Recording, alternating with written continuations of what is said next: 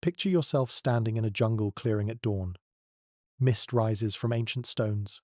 Howler monkeys call from the canopy above, and before you, a pyramid emerges from the forest, covered in centuries of green. This is where one of humanity's most sophisticated civilizations flourished for over 3,000 years. The Maya. They invented the concept of zero before Europe knew it existed. They tracked the movements of Venus with accuracy that rivals modern astronomy. They built cities larger than medieval London, deep in the rainforest, without metal tools or wheeled vehicles. And then, something changed. But this isn't a story of disappearance. It's far more complex, far more human than that. Over the next few hours, we'll walk through their great cities. We'll decipher the glyphs they carved in stone. We'll explore their mathematics, their mythology, their daily lives. We'll witness their achievements and their challenges. And we'll discover why 6 million Maya people still live today, speaking languages that echo back thousands of years. Before we begin this journey, take a moment to like this video and subscribe if you enjoy deep dives into ancient history. And I'm curious, where in the world are you listening from, and what time is it there? Drop a comment below. There's something beautiful about people across different time zones exploring ancient civilizations together. Now, let the forest sounds settle around you. Breathe deeply. Let's step back in time to when these stones were new and the plazas were filled with voices. The Maya story begins not with kings or pyramids, but with the land itself. Chapter 1. The Awakening. Picture yourself standing in a jungle clearing at dawn. Mist rises from ancient stones. Howler monkeys call from the canopy above. And before you, a pyramid emerges from the forest, covered in centuries of green. The story of the Maya begins where all civilizations begin, with geography. If you look at a map of Mesoamerica, you'll see a land of extraordinary contrasts. The Yucatan Peninsula juts out into the Caribbean like a limestone finger. To the south, volcanic highlands rise into cloud forests, and between them lies some of the densest tropical rainforest on Earth. This was not easy land, nothing like the broad rivers of the Nile or Euphrates, nothing like the gentle plains of Mesopotamia. Instead, the Maya would build their civilization in one of the most challenging environments humans have ever chosen to call home. The Yucatan Peninsula is made almost entirely of porous limestone. When rain falls, it doesn't collect in rivers or streams, it simply disappears, sinking through the stone into underground rivers and caves. For water, the Maya relied on natural sinkholes called cenotes. These circular openings in the limestone bedrock revealed the water table below. Some cenotes were small, intimate pools. Others were vast, cathedral-like chambers where sunlight filtered down through the opening above. The Maya didn't just see these as water sources. They were portals, sacred entrances to Xibalba, the underworld, the place where gods dwelled and ancestors traveled after death. Stand at the edge of the sacred cenote at Chichen Itza today, and you can feel why they believed this. The water below is impossibly deep and dark. The limestone walls drop straight down, and the silence is profound, broken only by the occasional bird call echoing off the stone. This is where priests made offerings, where gold and jade were thrown into the depths, where, in times of desperate drought, human sacrifices were made to please Chark, the rain god. But we're getting ahead of ourselves. Let's move south from the northern lowlands, down into the Petén region of Guatemala. Here, the landscape changes. The flat limestone plain gives way to rolling hills. The forest grows taller, denser. Mahogany and ceiba trees reach heights of over 100 feet. This is where cities like Tikal would rise. The Maya called the ceiba the world tree, the axis connecting the three levels of existence. Its roots reached into Xibalba. Its trunk supported the earthly realm, and its branches held up the heavens. When you walk through the Petén rainforest, you understand why they chose this symbol. These trees are enormous. Their buttress roots spread out like walls. Their canopies disappear into the mist above. They feel eternal. But the forest was more than spiritual. It was practical survival. The Maya didn't fight against the jungle. They learned to work with it. They practiced what archaeologists now call forest gardening. They encouraged useful trees. They planted fruit trees near their homes. They protected stands of ramon nut trees, which provided reliable food during the dry season. The forest gave them construction materials, cedar and mahogany for lintels and beams, sapodilla wood so hard it almost never rots for door frames and roof supports, palm fronds for thatching. It gave them medicine hundreds of plants with healing properties. Modern pharmacology is still cataloguing the knowledge Maya healers possessed, and it gave them challenge. Because the tropical rainforest is beautiful, but it is also unforgiving. Everything in the Maya world revolved around water, or more precisely, around its presence and absence. The year divided into two seasons, wet and dry. In the wet season, from May through October, rain fell in torrential afternoon storms. The forest exploded with growth. Fields flooded. Rivers that had been dry streambeds suddenly roared with muddy water. This was planting season. When the first rains softened the earth, Maya farmers would make small holes with digging sticks and drop in kernels of corn 4 or 5 seeds per hole. Beans planted alongside them. Squash spreading between the rows. The three sisters, they're sometimes called. Corn providing a stalk for beans to climb. Beans fixing nitrogen in the soil. Squash leaves shading the ground, keeping moisture in and weeds out. This wasn't primitive agriculture. This was sophisticated ecological knowledge refined over thousands of years. But then came the dry season, November through April. The rains stopped completely. Wells dropped. Cenotes became more precious. And the forest, so green and alive during the wet months, turned brown and brittle. This was the season of hunger, if the previous harvest had failed. The season when stored corn from underground silos had to last until the next planting. The season when Maya priests performed ceremonies to ensure the rains would return. Because if they didn't, if the drought extended beyond one season, into 2, into 3, entire cities could collapse. But again, we're moving too fast. That story comes later. For now, we're still in the beginning, when the first villages were just appearing, when no one had yet conceived of pyramids or hieroglyphs or divine kings. Around 4,000 years ago, let's say 2000 BCE, something began to change in Mesoamerica. People who had been living in small, mobile groups started settling down. They built permanent houses. They planted crops. They made pottery to store food and water. We don't know exactly why this happened when it did. Climate change might have played a role. Population pressure, perhaps. Or maybe just the accumulated knowledge that made settled farming more reliable than moving with the seasons. Whatever the reason, villages appeared. First along the Pacific coast, then in the highlands, then spreading into the lowlands. These weren't Maya yet, not in the way we think of Maya identity. That would take centuries to form.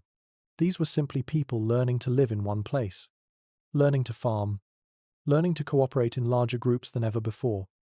The early villages were small, maybe 10 or 20 families. Houses made from wooden poles with palm thatch roofs, floors of packed earth, cooking fires sending smoke through the thatch, dogs sleeping near the entrance, children playing in the dirt plaza between houses. Life was hard. We know from skeletal remains that people died young. Infant mortality was high. Dental problems were common from eating gritty corn ground on stone. Arthritis from years of physical labor left its mark on bones. But they also had time for beauty. The pottery from this period is surprisingly sophisticated, red and orange slipped vessels with incised geometric designs, figurines of humans and animals. Someone took time to make these things beautiful, not just functional. They had time for ritual too. We find the earliest hints of the beliefs that would flower into classic Maya religion. Figurines that might represent deities, special deposits of jade beads and shells. Careful burials with the dead person, positioned facing a particular direction. And they had trade networks. Obsidian from highland Guatemala appears in coastal villages hundreds of miles away. Marine shells travel inland. Jade begins circulating. These weren't isolated communities, they were connected. Around 1500 BCE, something remarkable happened along the Gulf Coast of Mexico. A culture we call the Olmec created the first complex society in Mesoamerica. They carved massive stone heads, some weighing over 20 tons. They built earthen pyramids. They created sophisticated art, showing a distinctive style, a blend of human and jaguar features that would echo through later Mesoamerican cultures, and they almost certainly influenced the early Maya. But how much? That's where things get complicated. For decades, archaeologists called the Olmec the mother culture of Mesoamerica. The implication was clear: everything that came after, including the Maya, derived from Olmec innovations. Modern scholars are more cautious. Yes, the Olmec were influential. Their art style appears throughout Mesoamerica. Their trade networks were extensive. They might have been the first to develop writing and the Mesoamerican calendar. But influence isn't the same as origin. The Maya weren't passive recipients of Olmec culture. They were active participants in a broader Mesoamerican world. They took ideas, transformed them, added their own innovations. Think of it like this: if you trace European musical traditions, you'll find African influences, Middle Eastern influences, Asian influences. Does that mean Europe didn't develop its own musical identity? Of course not. Culture is always a conversation, not a one-way transmission. The Maya were having conversations. With the Olmec, yes. But also with cultures in the highlands, with coastal peoples, with each other. And out of these conversations, something distinctly Maya began to emerge. By 1000 BCE, some villages were growing larger, becoming something more than villages, becoming what we might cautiously call towns. And they were building in stone. Not much at first, just a low platform of rubble and earth, faced with limestone blocks, maybe 10 feet high, with a thatched temple on top. But the idea was born. The artificial sacred mountain. The platform lifting priests and rituals closer to the sky. The visible center of the community. Over centuries, these platforms grew. Each generation might add a new layer, building over the old structure, making it taller, more impressive. Archaeologists call this constructive burial. Each pyramid contains previous versions of itself, nested like Russian dolls. By 600 BCE, some of these structures were genuinely impressive. At Nakbe, in the heart of the Peton, a pyramid rose over 100 feet, as tall as a 10-story building, built entirely by human labor. Stone carried from quarries, rubble fill hauled in baskets, lime plaster mixed and applied by hand. Why build so big? What motivated people to invest this much labor? The obvious answer is religion. These were sacred structures. Building them was an act of devotion, a way to honor the gods and ensure their favor. But there's more to it. These pyramids were also political statements. They said, "We are organized. We are powerful. We can marshal the labor of thousands to create something permanent." They were the first evidence of the institution that would define classic Maya civilization: divine kingship. Somewhere in the transition from village to town, from simple shrine to massive pyramid, leadership changed. In small villages, leadership was probably informal. Elders made decisions. Shamans handled spiritual matters. Successful hunters or farmers had respect. But there was no permanent, hereditary ruling class. As communities grew, that changed. Someone had to organize the labor for building projects. Someone had to mediate disputes. Someone had to manage food storage and distribution. Someone had to perform the increasingly complex rituals that kept the cosmos in order.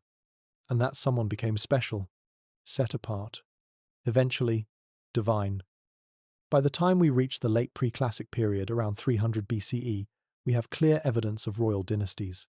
Rulers who claimed descent from gods, who wore distinctive costumes and jewelry, who were buried with elaborate grave goods, while commoners got simple interments. At El Mirador, a city that flourished in this period, the evidence is overwhelming. The Danta Pyramid complex covers nearly 18 acres. It rises over 200 feet above the plaza.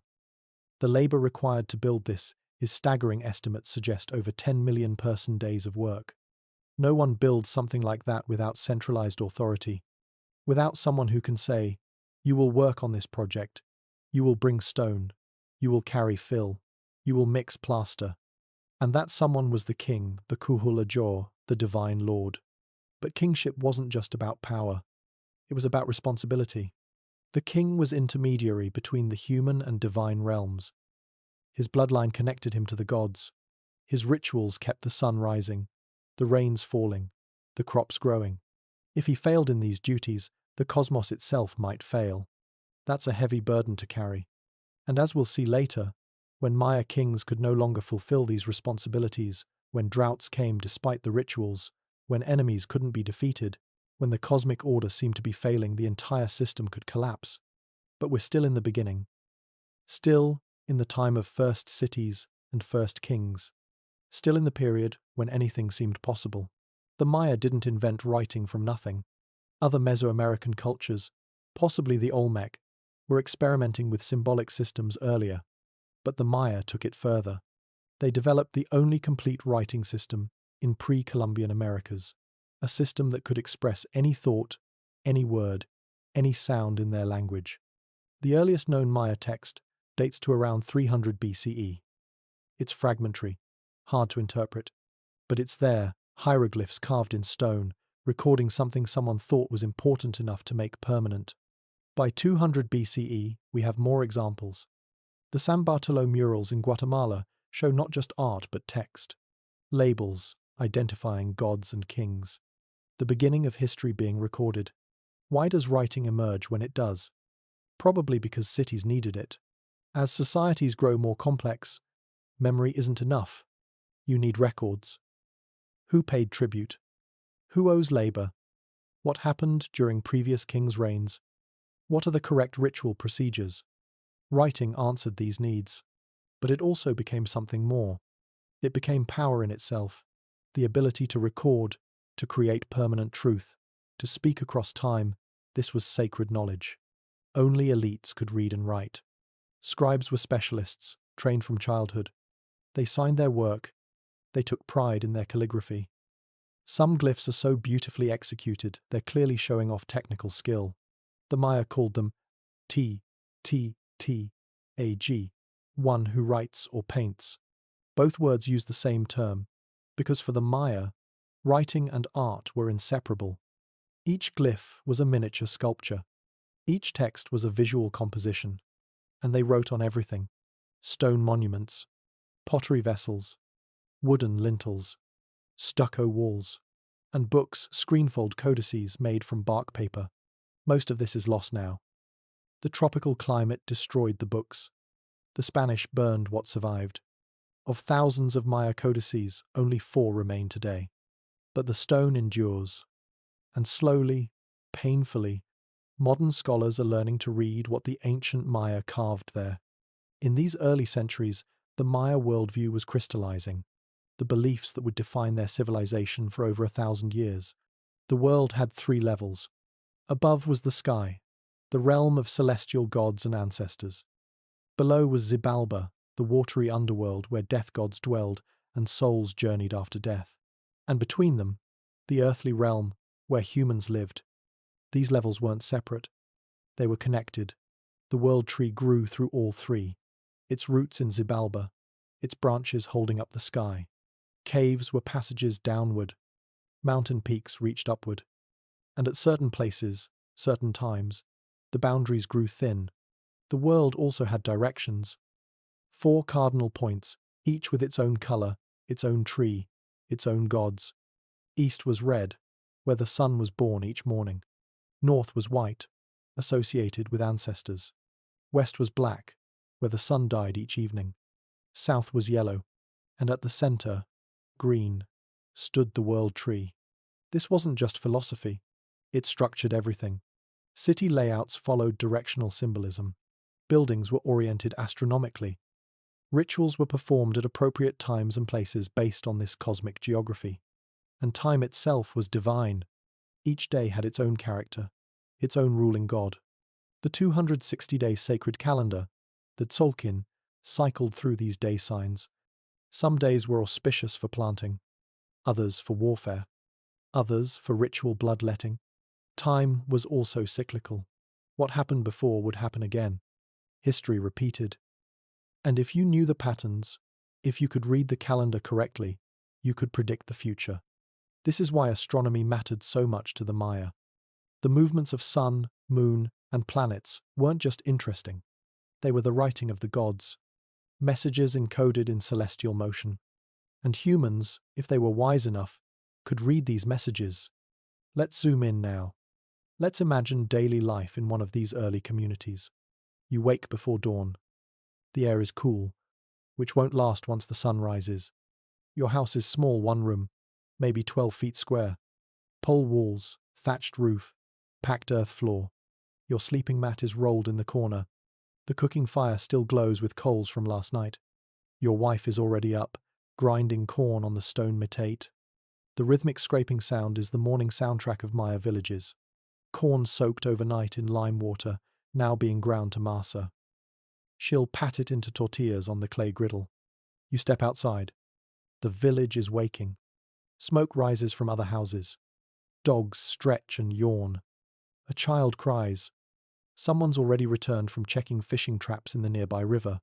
The sun breaks the horizon, red and gold through the mist. Another day begins. Your work today is in the fields. The milpa you cleared last year is already showing growth. Corn stalks knee-high, beans climbing them, squash leaves spreading. You'll spend the morning weeding, checking for pests. The rains have been good this year. The harvest should be solid. At midday, you return home. It's too hot to work. You eat tortillas with black beans. Drink water flavored with cacao if you're lucky. Rest in the shade. In the afternoon, there's work to do around the house. A section of thatch needs replacing. Your son helps, learning the craft. He's 7 years old enough to be useful. Your daughter grinds corn with her mother. She's 9. In a few years, she'll be marriageable. As evening comes, the village gathers in the central plaza. Not for anything formal, just people talking, sharing news. The old men tell stories, tales from their youth, tales their grandfathers told them. Stories of the city's founding, stories of great kings, stories of encounters with gods and spirits in the forest. The children half listen, absorbed in their games but hearing the stories anyway. Absorbing them. They'll tell these stories to their children. You return home as darkness falls. Eat another simple meal. The 3-stone hearth provides light as well as heat. Your wife spins cotton thread while you sharpen a stone blade. The children are already asleep. Tomorrow will be much like today. And the day after, and the day after that. This is the rhythm of life for 99% of the Maya population. Not kings and priests. Not builders of pyramids. Just farmers and families. Getting by. Surviving. Occasionally thriving. But somewhere in the village, maybe in a slightly larger house on a low platform, lives the local leader. And he's thinking bigger thoughts. About tribute. About trading expeditions. About the gods and how to please them. About maybe building a larger platform. A small temple. About becoming something more than just another village. The pre-classic period lasted over 2,000 years. From the first villages to the threshold of the classic flowering. 2,000 years of gradual change. Populations growing. Villages becoming towns. Towns becoming cities. Authority centralizing.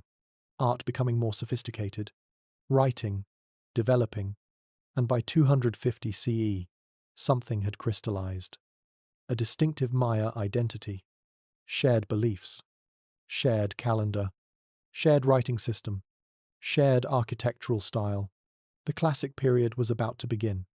The period that archaeologists call classic, not because the Maya were imitating classical Greece or Rome, they knew nothing of those civilizations, but because this is when Maya culture reached its highest elaboration, when cities grew to populations of tens of thousands, when pyramid temples rose over 200 feet high, when hieroglyphic texts recorded the births, wars, and deaths of kings in exquisite detail, when art achieved technical and aesthetic heights rarely matched anywhere in the ancient world. The awakening was complete. The Maya were ready to flower. Chapter 2. The Classic Golden Age. 250 CE marks a transition. Not sudden, nothing in history ever is. But archaeologists needed a line to draw, and this is where they drew it. The classic period begins. What makes this moment different? What changes that lets us say, here, something new has emerged? The answer is monuments. Dated monuments, covered in hieroglyphic texts, recording specific events in the lives of specific rulers. Before this, we have anonymous kings, pyramids and tombs without names. Histories we can only guess at from architectural sequences and pottery styles. After this, we have individuals. We know their names. We know when they were born and when they died. We know who their parents were and who they married. We know their victories and their defeats. The Maya started writing their own history, and suddenly, they become real to us in a way earlier peoples can't quite be. Imagine the Petan rainforest around 400 CE. If you could hover above the canopy like a bird, you'd see something remarkable. Pyramids rising above the green. Not just one or two, dozens, perhaps hundreds, each marking a city or town. White limestone, brilliant against the dark forest. And if you could descend, walk through these cities, you'd find yourself in places more sophisticated than anything in contemporary Europe. Medieval London wouldn't reach these population levels for another 800 years. Take Tikal. At its height in the 8th century, somewhere between 60 and 90,000 people lived here. But the city was already impressive in the early Classic period. Walk into the Great Plaza. You're surrounded by vertical space. Temple 1 rises 145 feet on the east side. Temple 2, slightly smaller, balances it on the west. North and south, long palace structures create walls. The plaza itself is over 2 acres of white plastered floor. This is ceremonial space. Public theatre. On festival days, thousands would gather here. Musicians on the pyramid steps, dancers in the plaza, priests performing rituals, the king appearing at the temple summit, transformed by costume into divine manifestation. The acoustics are deliberate. Sound bounces off the palace walls, amplifying voices and music. Stand in the center and speak, and everyone can hear you. The architects understood this. They were building not just for the eyes, but for the ears. Move beyond the plaza, and the city spreads out in all directions. Residential compounds cluster around smaller plazas. Each compound houses an extended family. The wealthy have stone buildings with multiple rooms and corbel-vaulted ceilings.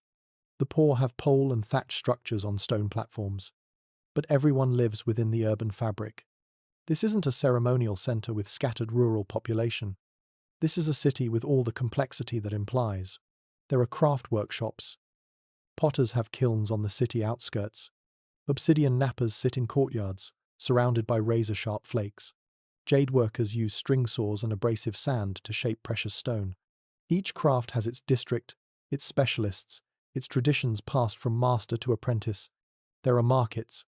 No permanent structures survive. Markets were open spaces with temporary stalls. But the concentration of trade goods in certain areas marks their locations. Cacao from the coast, salt from the north, obsidian from the highlands, quetzal feathers from the cloud forests, all flowing into the city, then flowing back out, transformed. There are neighborhoods with distinct identities. Some areas show pottery styles from distant regions, suggesting immigrant communities. Others show uniform architecture, suggesting kin groups living together. The city is a mosaic. And everywhere, water management. Tikal has no cenotes, no rivers. Every drop of water comes from rain. So the Maya built reservoirs, 6 major ones, holding millions of gallons. They lined them with clay to prevent seepage. They built causeways that doubled as dams. They channeled runoff from plazas and pyramids into these storage systems. Without this engineering, the city couldn't exist. 60,000 people need water. Every day, dry season and wet. The reservoirs made it possible, but they also made the city vulnerable. If the reservoir system failed, if drought lasted too long, if the water became contaminated, but again, we're jumping ahead. For now, Tikal is thriving. 400 miles west, nestled against jungle-covered hills, Palenque tells a different story. Tikal is about power and mass, enormous pyramids, vast plazas, monumentality. Palenque is about elegance and detail. The architecture is lighter, more graceful. The sculpture is more refined. The hieroglyphic texts are more literary, more concerned with narrative than mere lists of dates and victories. The palace complex shows this aesthetic perfectly. 4 stories tall in some places, built on an artificial platform, it's a maze of courtyards, galleries, and rooms. Each space flows into the next. Light filters through doorways. Staircases climb interior walls. And the tower 4 stories, rising from the southwest corner. The only structure like it in the Maya world. Was it astronomical observatory? Watchtower? Simply architectural flourish? We don't know. But it's beautiful. Slender and vertical, rising above the palace roofs. The interior rooms still show traces of stucco sculpture. Figures modelled in lime plaster, once painted in bright colours. Time and humidity have destroyed most of it, but what remains is extraordinary. The faces are individual, portrait-like. These aren't generic gods or rulers. These are specific people, caught in moments of action or ritual. Walk across the plaza to the Temple of Inscriptions. From outside, it looks like typical Maya architecture, pyramid base, temple on top, roof comb rising above. But inside, something unprecedented. In 1949, Mexican archaeologist Alberto Ruiz Luillier noticed something odd about the temple floor. One stone slab had holes drilled in it, with removable stone plugs. Why would a floor stone have holes? He lifted it. Below was rubble fill. He began excavating. Down through the pyramid interior. A staircase, buried deliberately when the pyramid was finished. Descending into darkness. 3 years of excavation. Down through the pyramid core. 66 feet below the temple floor. Until finally, a chamber. A tomb. And inside, a stone sarcophagus. This was the tomb of Kinich Janab Pakal the Great, the ruler who transformed Palenque from regional center to major power. The king who reigned for 68 years, longer than most Maya kings lived. The sarcophagus lid is one of the most famous Maya artworks. Carved in low relief, it shows Pakal at the moment of death, falling backward into the jaws of the underworld. Above him, the world tree rises, connecting earth to sky. Celestial birds perch in its branches. The message is clear: the king dies, but he becomes part of the cosmic order. His death feeds the tree that holds up the world. Inside the sarcophagus, Pakal's skeleton, jade beads in his mouth, a jade mask covering his face, jade rings on every finger. The precious green stone, worth more than gold to the Maya, surrounding him in death as it had in life. The tomb was never meant to be found. The pyramid was Pakal's eternal house. The staircase was sealed, the entrance hidden. It was only meant for the gods and for Pakal's spirit to traverse. But by discovering it, by reading the hieroglyphic texts that cover the chamber walls, we learned something crucial. The tomb was built first, then the pyramid was constructed over it. The entire Temple of Inscriptions exists to house this burial. Architecture as tomb, building as eternal home. This changes how we think about Maya pyramids. They're not just ceremonial platforms. They're sacred mountains, yes, but they're also houses for the royal dead, bridges between worlds. Move south and east to the Copan River Valley in what's now Honduras. Here, in a pocket of fertility surrounded by mountains, another great city flourished. Copan was smaller than Tikal, maybe 20,000 people at its peak. But what it lacked in size, it made up for in artistic achievement. Maya sculpture reached its pinnacle here. Other cities have impressive stelae stone monuments carved with rulers and hieroglyphs. But Copan's stelae are three-dimensional, almost freestanding. You can walk around them, see them from all angles. Stela A shows 18 Rabbit, one of Copan's greatest kings. But it's not a flat relief. The king's figure projects from the stone. His elaborate headdress with its feathers and jade ornaments exists in 3 dimensions. His face is individual, portrait-like. His costume shows every detail of woven fabric, leather armor, jade jewelry. This isn't just documentation. This is art for art's sake. The sculptors were showing what they could do. The hieroglyphic stairway takes this even further. 63 steps climbing the western face of Temple 26. Every single step covered in hieroglyphic text. Over 2,000 individual glyphs. The longest Maya text, carved in stone. It tells the history of Copan's dynasty. From the founder, Yaxcoyuk Mo Blue Quetzalmacor, who arrived from somewhere in central Mexico around 426 CE, through 13 generations of successors. Wars and alliances. Building projects. Royal marriages. Astronomical observations. all carved in stone, meant to last forever.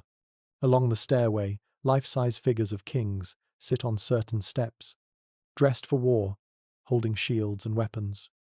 As you climb, you pass through Copan's history, generation by generation. At the top, look back down. The entire stairway is a text, a sculpture, a monument, an architectural feature all at once.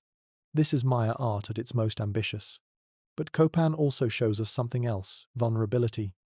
In 738 CE, 18 Rabbit was captured by the king of Quirigua, a vassal city. This was catastrophic. Kings weren't supposed to be captured. They were divine, protected by the gods. Their capture meant the gods had withdrawn favor. Quirigua was much smaller than Copan, but its king, Kark Tiliwu Chan Yopat, managed this stunning victory. Maybe through trickery, maybe through timing. The texts don't give us details. What they do tell us is that 18 Rabbit was sacrificed. His life ended in ritual, his bones probably displayed as trophies in Quirigua. Copan never fully recovered. Oh, they rebuilt. They installed a new king. They kept making monuments. But the city's trajectory changed. The shock of divine kingship proven not so divine echoed through the social structure. Within a century, Copan was in decline. Building stopped. Population dropped. The royal dynasty ended. By 900 CE, the city core was abandoned. In the heart of the Campeche jungle, one of the largest Maya cities is still being excavated. Calakmul, the place of the two adjacent mounds. For centuries, it was lost. Completely forgotten. The forest reclaimed it. Then, in 1931, an aerial survey spotted two enormous pyramids rising above the canopy. Archaeologists gave it a name and started exploring. What they found astonished them. This wasn't just another Maya city. This was a superpower, a capital controlling vast territories, a rival to Tikal itself. Structure, too, dominates the site. At 180 feet tall, it's one of the largest pyramids in the Maya world. But more impressively, it contains 7 previous pyramids nested inside it. 7 major building phases, each grander than the last. Centuries of continuous occupation and expansion. Climb to the top, and you can see why Calakmul was powerful. The view extends for miles. On clear days, you can see other cities on the horizon. This was a place that could see enemies coming, that could project power visually across the landscape. The emblem glyph for Calakmul is the snake head, and Calakmul's dynasty called themselves the Snake Kings. Appropriate because their political strategy was patience and constriction. Rather than direct conquest, they built alliance networks, client states, vassal cities that paid tribute but kept local autonomy. The Snake Kings married daughters into distant royal families. They sponsored coups. They played Maya politics like chess, and their main opponent was Tikal. For 2 centuries, these two superpowers dominated Maya geopolitics. The rivalry shaped the classic period. Other cities had to choose sides or play them against each other. In 631 CE, Scroll Serpent of Calakmul orchestrated an attack on Tikal. Documents from other cities record it. Tikal's king was either killed or deposed. For over a century afterward, Tikal built no monuments, recorded no victories. The Snake Kings had won. But Tikal eventually recovered. In 695 CE, Jasor Chan Kawil, the first defeated Calakmul, captured its king and sacrificed him. The balance shifted back. The great rivalry continued. This is the context for understanding classic Maya civilization. Not isolated city-states, not peaceful stargazers, but complex political entities in constant diplomatic and military competition, trade and warfare, marriage and murder, alliance and betrayal. The Maya were playing the same games every complex civilization plays, just doing it in the rainforest, without metal weapons, without horses, without the wheel. Sometimes the small guy wins. Caracol proved that, located in what's now Belize, Caracol was never supposed to be a major player.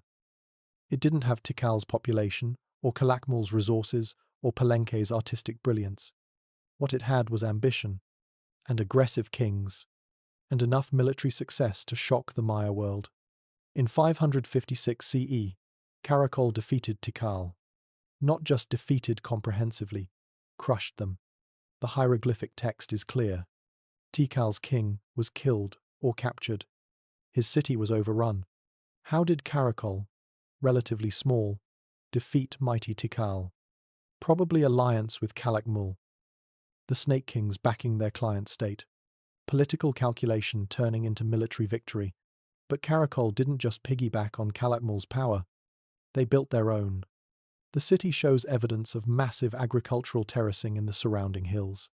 They were intensifying food production, supporting a larger population. They were building causeway systems connecting residential areas. They were investing in infrastructure, and they were successful. For over a century, Caracol prospered. Population grew. Buildings multiplied. Monuments recorded victories. Eventually, the political winds shifted. Tikal recovered. Caracol's power waned. But for that brief moment in the 6th century, they proved that in Maya politics, anything was possible. Let's zoom out from individual cities and think about Maya urbanism as a whole. The classic Maya city follows certain patterns. At the center, the ceremonial core, pyramids facing each other across plastered plazas, palace compounds for royal families, ball courts positioned with cosmic significance. These core areas are dense, built up, carefully planned, radiating outward, residential areas. These are less formally organized but still structured. Elite compounds near the center, with stone architecture and private plazas. Middle-class residences further out, mixing stone bases with perishable superstructures. Poor households at the periphery, sometimes with minimal stone at all. Connecting these areas, sackbow-brazed causeways paved with white limestone. The word means white roads. Some are short, just connecting parts of the same city. Others extend for miles, linking cities to satellite communities. Why raised? The Maya could have just cleared paths through the forest. But they chose to build elevated roads. Partly practical raised surfaces drain better in tropical rainstorms. Partly symbolic elevated paths exist between earth and sky in liminal space appropriate for sacred travel. The causeways at Koba are particularly impressive. Over 50 of them radiating from the city center, some stretching 25 miles to reach distant communities. Walking these today, even in ruined condition, you feel their ambition. The engineering, the labor investment, the message: we are connected, we are organized, we are powerful. Within cities, astronomical alignments matter. Many buildings orient to solar events, temples positioned to frame sunset on winter solstice, palace windows that light up at equinox, pyramid clusters aligned with zenith passage dates when the sun passes directly overhead at local latitude. This isn't accidental. Maya architects were also astronomers. They understood celestial cycles and built them into the urban fabric. The city itself became a calendar, a cosmogram, a three-dimensional model of their universe. E-group complexes show this clearly. These architectural arrangements appear at almost every major Maya site. A pyramid on the west side of a plaza, 3 buildings on the east side. Stand on the western pyramid at sunrise, and the sun rises over the northern building at summer solstice, over the central building at equinoxes, over the southern building at winter solstice. Simple, elegant, functional. The city is observatory. But cities aren't just monuments and alignments. They're people. Living, working, loving, fighting, eating, sleeping people. What was it like to actually live in Tikal or Palenque during the classic period? Wake before dawn. Most Maya did. The coolest hours of the day were for getting things done. If you're a commoner, your day centers on work. For men, that usually means agriculture. But you don't necessarily leave the city. Many families maintain household gardens, kitchen gardens, really, with herbs and vegetables and fruit trees. You work these in the morning. Or maybe you're a craftsman, a potter, sitting in your courtyard workshop, coils of clay becoming vessels. The work is repetitive but skilled. Your hands know the motions. You learned from your father, who learned from his father. The knowledge goes back generations. If you're a woman, your morning starts with grinding corn. This is universal. Rich or poor, noble or commoner, every Maya woman spends hours at the metat, grinding corn soaked overnight in lime water, the sound of stone on stone, the smell of wet masa. Your daughter learns by watching, then helping, then eventually taking over. You make tortillas on the griddle. Black beans simmer in a clay pot. If you're lucky, a little chili sauce. A piece of dried fish or meat. If you're not lucky, just tortillas and beans. Again, like yesterday, like tomorrow. Around midday, the heat becomes oppressive. Tropical sun, humidity thick enough to feel. Most people rest, sit in shade, drink water, maybe doze. But the city doesn't stop.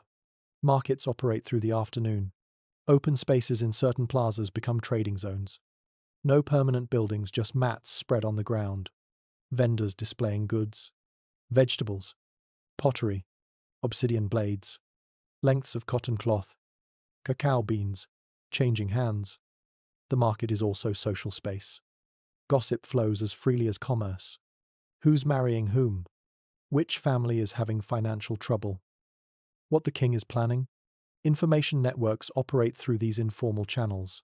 If you're elite, your day is different. You don't grind corn, servants do that. You don't work in fields, laborers do that. Your day is about management, about ritual, about maintaining status. You might have administrative duties, recording tribute payments, organizing labor for building projects, mediating disputes. The machinery of urban life needs tending. You might have ritual obligations, attending ceremonies, performing bloodletting during festivals, consulting with priests about calendar dates. Elite status comes with spiritual responsibilities, and you have time for art. For education, elite children learn to read and write. They study mathematics and astronomy. They learn the great texts, the mythology, the histories. They practice ritual performance, how to stand, how to speak, how to wear elaborate costume without stumbling. This is how hierarchy reproduces itself. Not just through inheritance of position, but through inherited knowledge. The skills needed to be elite are learned young and maintained through continuous practice. Close your eyes and imagine the soundscape. What did a Maya city sound like? Dawn howler monkeys roaring from the surrounding forest. Their calls carry for miles, deep and unsettling. Birds waking, calling, singing, the jungle coming alive. Then human sounds. The scrape of metats as women grind corn. A universal rhythm. Hundreds of households starting their morning the same way. Dogs barking, children crying or laughing, voices calling greetings. As the day progresses, work sounds. The chip of stone on stone as sculptors carve monuments. The thud of wooden mallets pounding bark to make paper. The hiss of burning lime as workers prepare stucco. The calls of vendors in the market. And always, always, the forest. Even in the city centre, jungle sounds intrude. Parrots shrieking. Toucans calling. The rustle of wind through palm thatch. The patter of afternoon rain on stone and leaves. But the most dramatic sounds are ritual. Conch shell trumpets announcing ceremonies. Their deep, haunting tone carries across the city. Everyone stops, looks toward the pyramids. Something important is happening.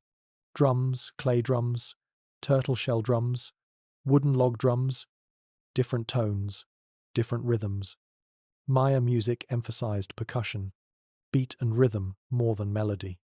Flutes, clay ocarinas with multiple chambers, bone flutes. Their high, breathy tones cutting through heavier percussion. Rattles, gourd rattles, seed pod rattles, clay rattles, shaken by dancers, by priests, by the king himself during ceremonies. And voices, chanting, singing. The king, speaking from the pyramid summit, his voice amplified by the plaza's acoustics. Thousands gathered below, responding in ritual phrases, call and response. The city is choir. On festival nights, these sounds continue after dark. Torches lighting the plazas, shadows dancing on pyramid faces, the music and movement going on for hours, transforming ordinary time into sacred time. The city becoming a threshold between worlds. Let's talk about power, about how it was claimed, maintained, and sometimes lost. The Maya king wasn't just a political leader. He was Kuhula-Jor, divine lord. His blood carried the divine. His birth was recorded with celestial signs. His accession to the throne was a cosmic event, not just a political transition. This legitimacy came from ancestry. You couldn't just declare yourself king. You had to prove descent from previous rulers, ideally back to the dynasty founder. Maya monuments obsess over genealogy. Who married whom? Which son inherited? The links in the chain stretching back centuries. At Copan, the dynasty traced itself to Yaxka'uk-Mo, Blue Quetzalcoatl, who arrived in 426 CE and founded the royal line. Every subsequent king justified his rule by connection to this ancestor. Altar Q shows all 16 rulers in sequence, the 15th king receiving authority from the first in visual form. At Palenque, genealogies go even further back. They list rulers into the deep mythical past, into times before the current creation. This wasn't history in our sense. This was sacred time. But it served the same purpose, establishing that the current king wasn't an upstart, but the culmination of an unbroken line stretching back to the gods themselves. The accession ceremony made this divine connection manifest. We know some details from hieroglyphic texts and artistic depictions. The king-to-be undergoes transformation. He dresses in elaborate costume representing supernatural beings. He handles sacred objects, the double-headed serpent bar, representing the sky, the jade flare, representing divine breath, the feathered back rack, representing the celestial realm. In this costume, he's no longer merely human. He's become the axis between worlds, human below, divine above, the living embodiment of cosmic order. Then he sits on the throne, often a jaguar throne, because the jaguar represents the sun traveling through the underworld at night. Royal power over day and night, life and death. And he takes his royal name. Maya kings often changed names at accession. The name might reference gods, astronomical events, or qualities the king wished to embody. Kinich means sun-faced or radiant. Chan means sky. Yopat means lightning. These aren't just names. They're claims about the king's nature. Once installed, the king's duties are clear. Perform the rituals that maintain cosmic order. Ensure the rains fall. Ensure the crops grow. Protect the city from enemies. Dispense justice. Build monuments glorifying the gods and ancestors. It's an impossible job, really. Take responsibility for everything, including things completely outside your control. Weather, disease, enemy victories. If things go well, you get credit. If they go badly, you get blame. And the king is isolated by divinity. He can't be seen as ordinary. He must maintain separation even from his own nobles. He eats separately. He conducts most of his life in the royal compound. When he appears publicly, it's as ritual performance, not casual encounter. This makes royal power brittle. As long as things go well, the system works. Divine kingship is self-reinforcing. Successful harvests prove divine favor. Military victories prove divine power. The king's rituals are working, but when things go badly, the entire ideology cracks. How can the king be divine if he can't bring rain? How can his blood be sacred if enemies defeat him? How can he maintain cosmic order when chaos is visible everywhere? This vulnerability will become critical in the late Classic. When drought strikes, when warfare intensifies, when the system stops delivering what it promises, but we're still in the flowering, still in the time when it all works. When divine kingship seems not just natural but necessary. Maya kingship was patrilineal. Inheritance passed from father to son. Men held most positions of authority. Men performed most public rituals. But women weren't powerless. And occasionally they ruled. Lady Cable of El Peru Waka is the clearest example. Her title was Kalompti Supreme Warrior. That wasn't honorary. She was military commander. She led campaigns. Her name appears on monuments recording battles and captives. She was also daughter of Calakmul's king and married to Waka's king. This made her a political link between two powers. But she wasn't just a pawn in dynastic politics. She exercised authority in her own right. Her tomb, discovered in 2012, contained warrior regalia, a shell mosaic vessel with her name, jade and alabaster vessels, and a small alabaster jar carved with the image of a woman holding a staff of authority. This is likely her portrait. Strong features, elaborate headdress, eyes that look directly out, meeting the viewer's gaze. This wasn't a woman hidden away. This was someone who expected to be seen, to be remembered, to be respected. Lady Six Sky ruled Narunju as queen. The texts are clear. She wasn't regent for a son. She was ruler for at least 20 years, from 682 to 705 CE. She conducted warfare. She took captives. She performed the rituals that only rulers could perform. How did she come to power? The texts say she arrived from Dos Pilas, probably a political marriage that turned into something more when Naranjo's male line failed. She filled the vacuum, and once in power, she proved she could do the job. Lady Evening Star of Yakshilan shows a different kind of female power. She was never queen. She was royal wife to Shield Jaguar III. But the monuments show her performing key rituals. Lintel 24 depicts her in the act of bloodletting, pulling a thorn-studded rope through her tongue. Her offering flows onto bark paper in a basket before her. Her husband, Shield Jaguar, stands beside her holding a torch. They're performing this together. The determination is visible in her posture despite the pain. This is duty. This is how you maintain your relationship with the divine. This is the price of power. This is spiritual authority. The ability to communicate with gods and ancestors. The ability to maintain cosmic order through personal sacrifice. And in Maya thought, that's power as real as military force. So while Maya society was patriarchal, it wasn't absolutely so.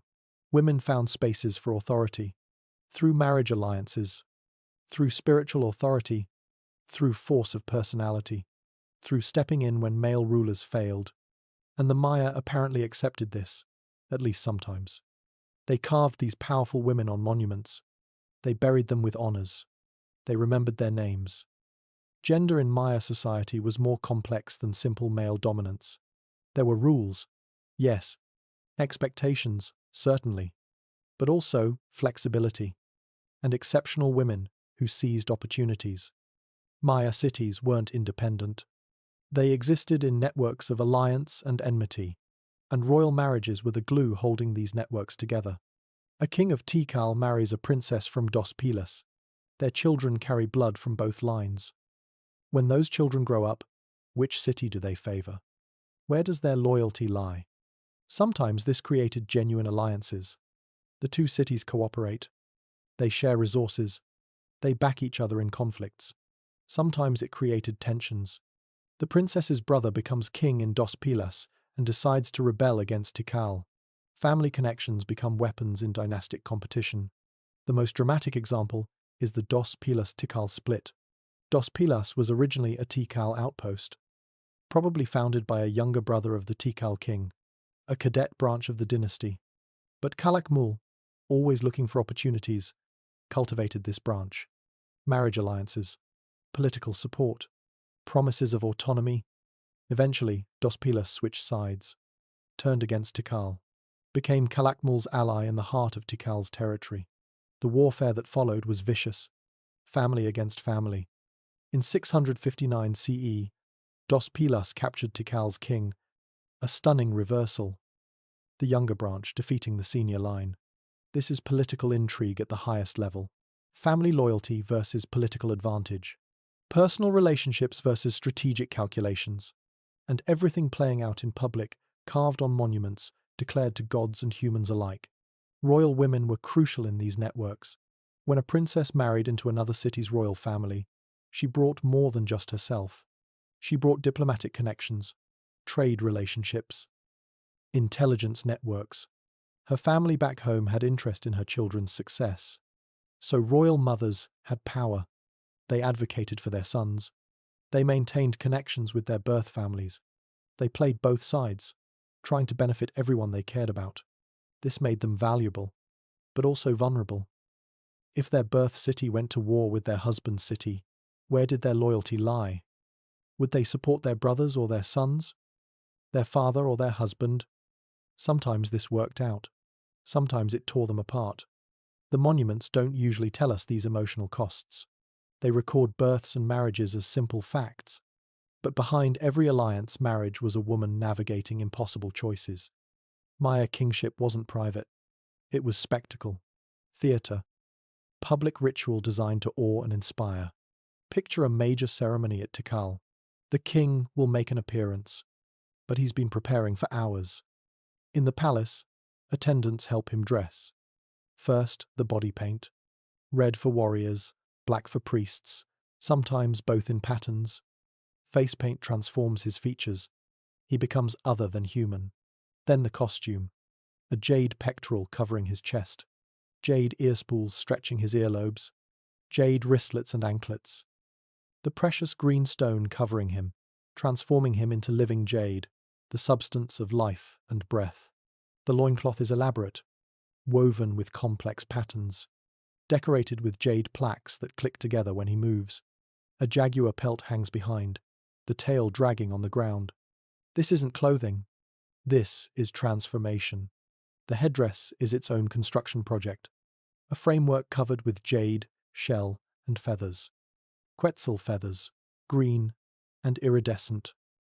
Macaw feathers, brilliant red and blue. The whole thing towers several feet above his head. It's heavy. He needs neck strength just to wear it. The back rack extends even higher. A wooden frame covered with more feathers, cloth, and paper. Symbolic forms representing supernatural beings. The entire costume might add 4 or 5 feet to his height. Finally, the objects of power. The double-headed serpent bar, carved from wood, covered in jade mosaic, so heavy it requires 2 hands to hold. Or a ceremonial axe. Or a bundle containing sacred objects wrapped in cloth. Now he's ready. But he doesn't just walk to the plaza. He processes. Slowly. Deliberately. Musicians play.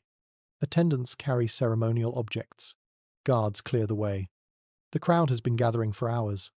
Thousands packed into the great plaza. Every available space filled. People perched on palace buildings.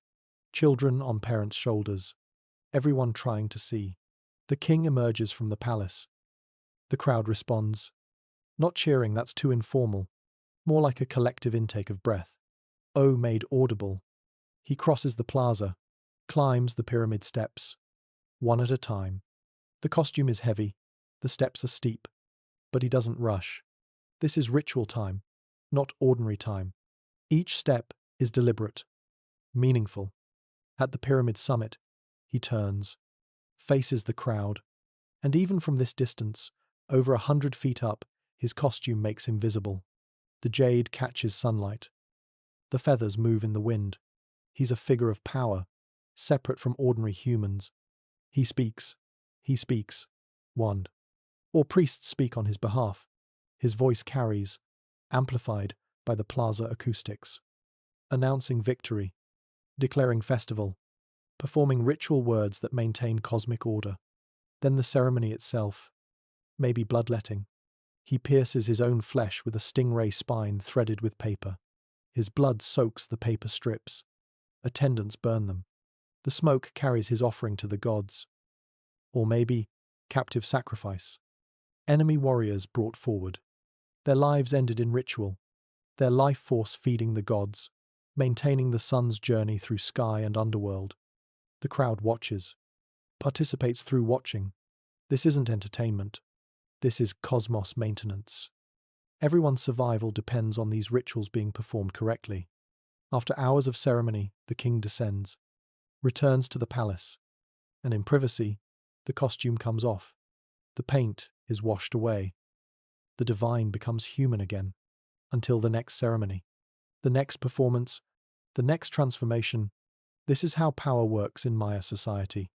Not through coercion alone, though there's plenty of that, but through spectacle, through creating moments of genuine awe, through making divine kingship seem not just real but necessary. The classic flowering lasted over 600 years, from 250 CE to 900 CE, 6 centuries of cities flourishing, of dynasties rising and falling, of art achieving heights rarely matched, of human beings creating beauty and complexity in one of Earth's most challenging environments. But nothing lasts forever. By the 8th century, stresses were building.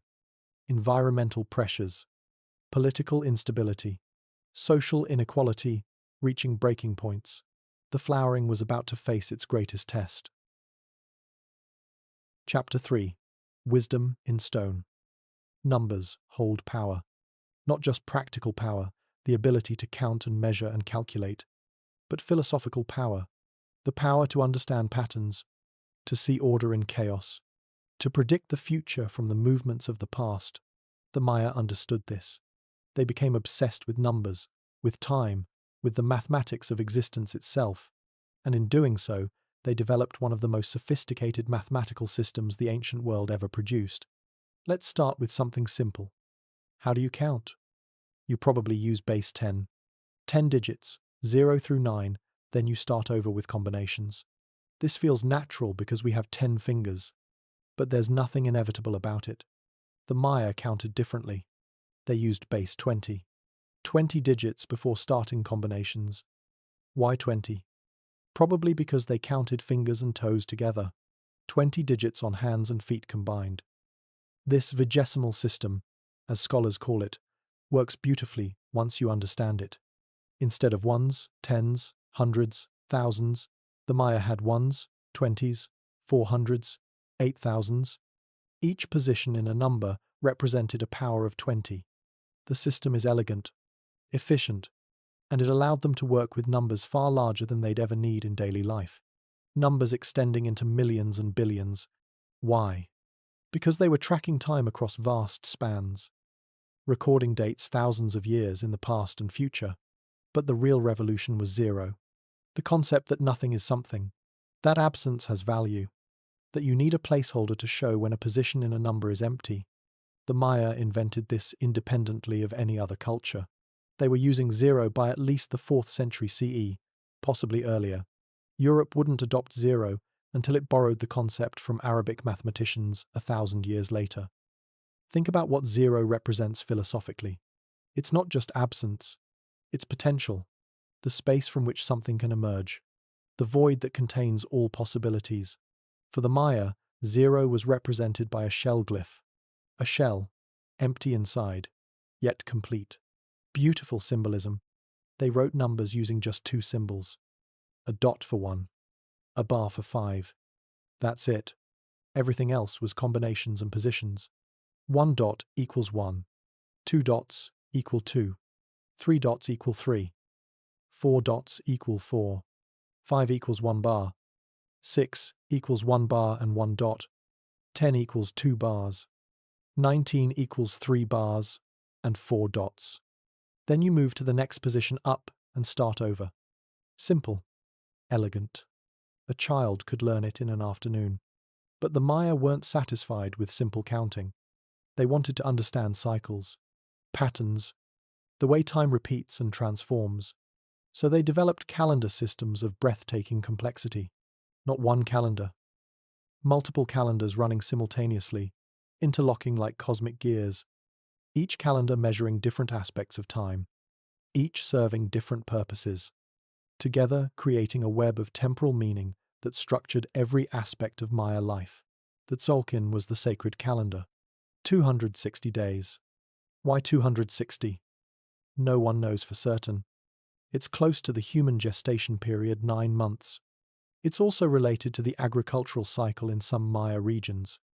But the real reason might be purely mathematical. 260 is the product of 13 times 20, 2 sacred numbers multiplied. 13 levels of heaven. 20-day signs. Their combination creates a cycle of unique days, each with its own character, its own divine influences.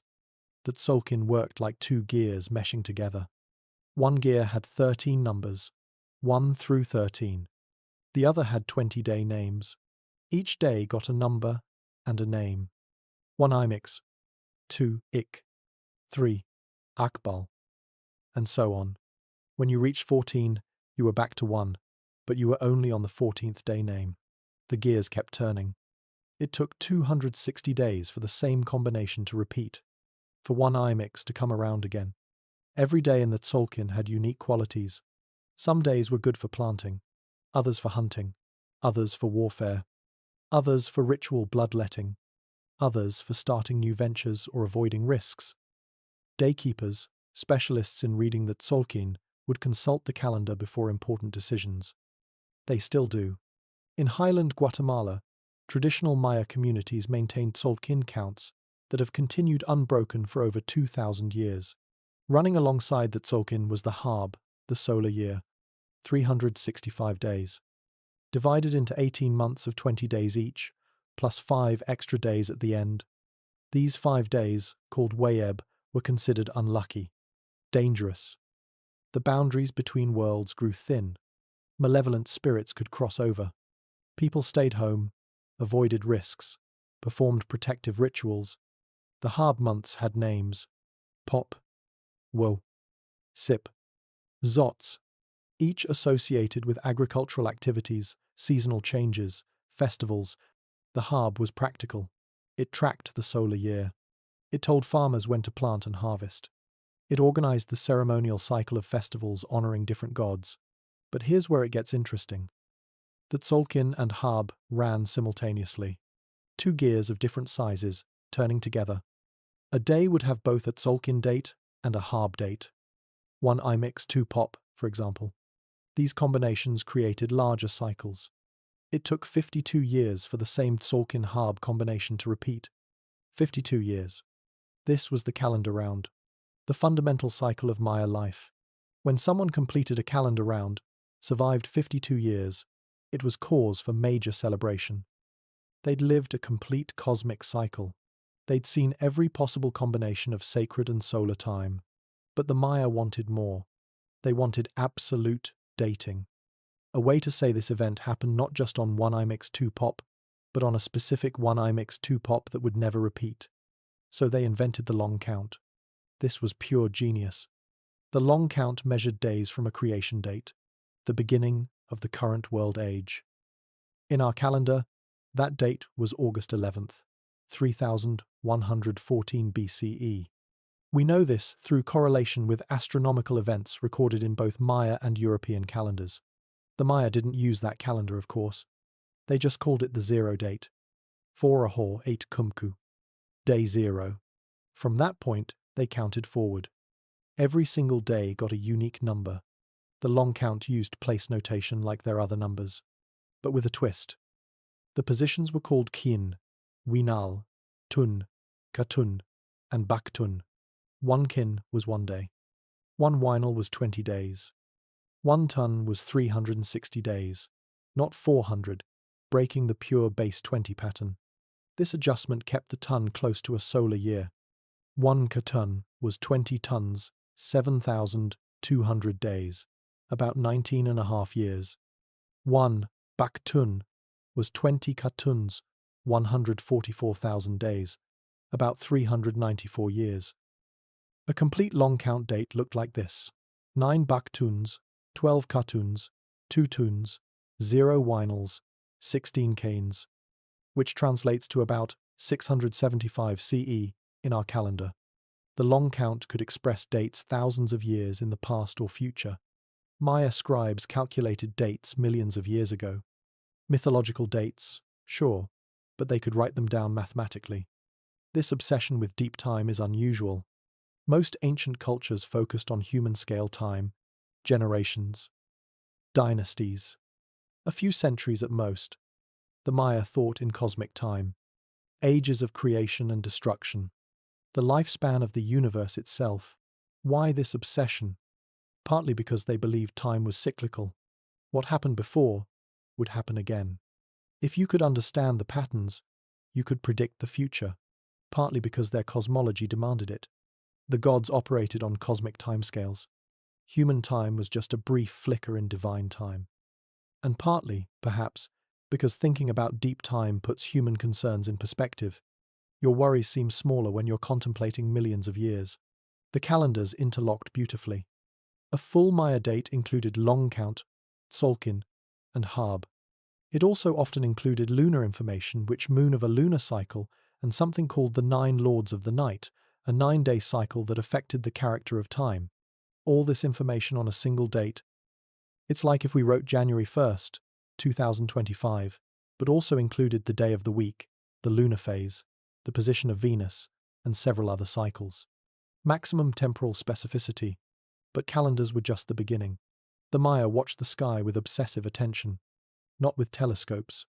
Those wouldn't be invented for over 1,000 years, just with naked eyes and patient observation, night after night, generation after generation, recording what they saw, calculating patterns, predicting future positions.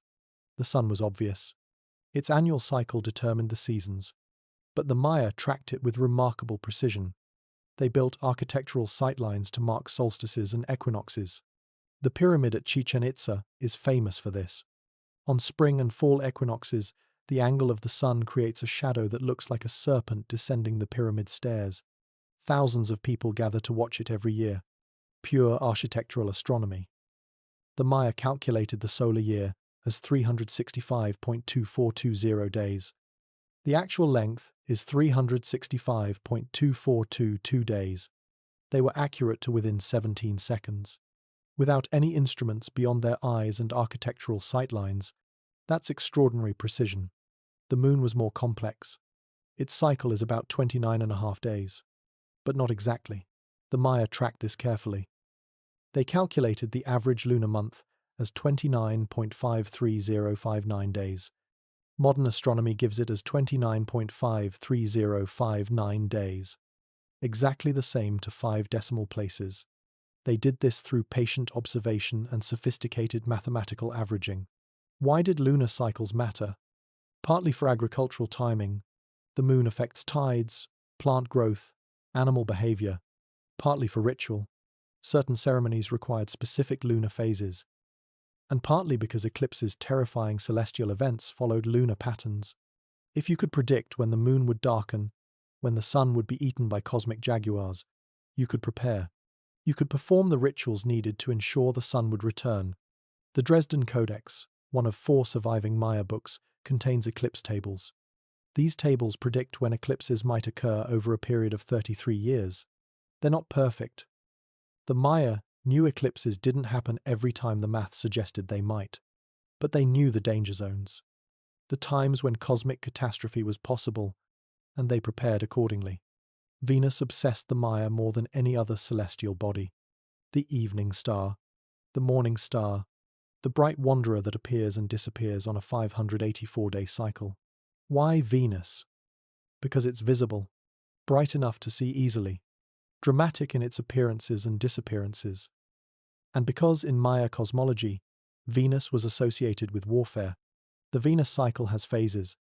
Venus appears as evening star for about 263 days. Then it disappears for about 8 days as it passes between Earth and Sun. Then it reappears as morning star for another 263 days. Then it disappears again for about 50 days as it passes behind the Sun. Then the cycle repeats. The Maya tracked this obsessively. They calculated the average Venus cycle as 583.92 days. Modern astronomy gives 583.92 days. Perfect agreement. But they went further. They noticed that 5 Venus cycles equals 8 solar years equals 2,920 days. Almost exactly. This created a Venus round. After 8 years, Venus returned to the same position relative to the Sun. This mattered for warfare. Venus rising as morning star was considered an auspicious time for attack. Kings timed military campaigns to Venus appearances. The hieroglyphic texts record this. Star War events attacks coordinated with Venus rising. Mathematics and astronomy serving political and military purposes. Mars also received attention, though less than Venus. Jupiter and Saturn were noted but didn't feature as prominently in Maya astronomy. Mercury was difficult to observe, too close to the Sun. But the Maya identified it and included it in their cosmic model. The Milky Way fascinated them. That luminous band across the night sky. They saw it as the world tree, or as a cosmic crocodile, or as the road to Xibalba traveled by souls after death. Different interpretations, same ore at the celestial river flowing overhead. They even tracked the Pleiades, that tiny cluster of stars. Why? Because in Maya latitudes, the Pleiades make their first appearance in the eastern sky just before dawn in late May. Right when the rainy season begins. Right when planting should start. The Pleiades became an agricultural signal. Their appearance said it's time to plant corn.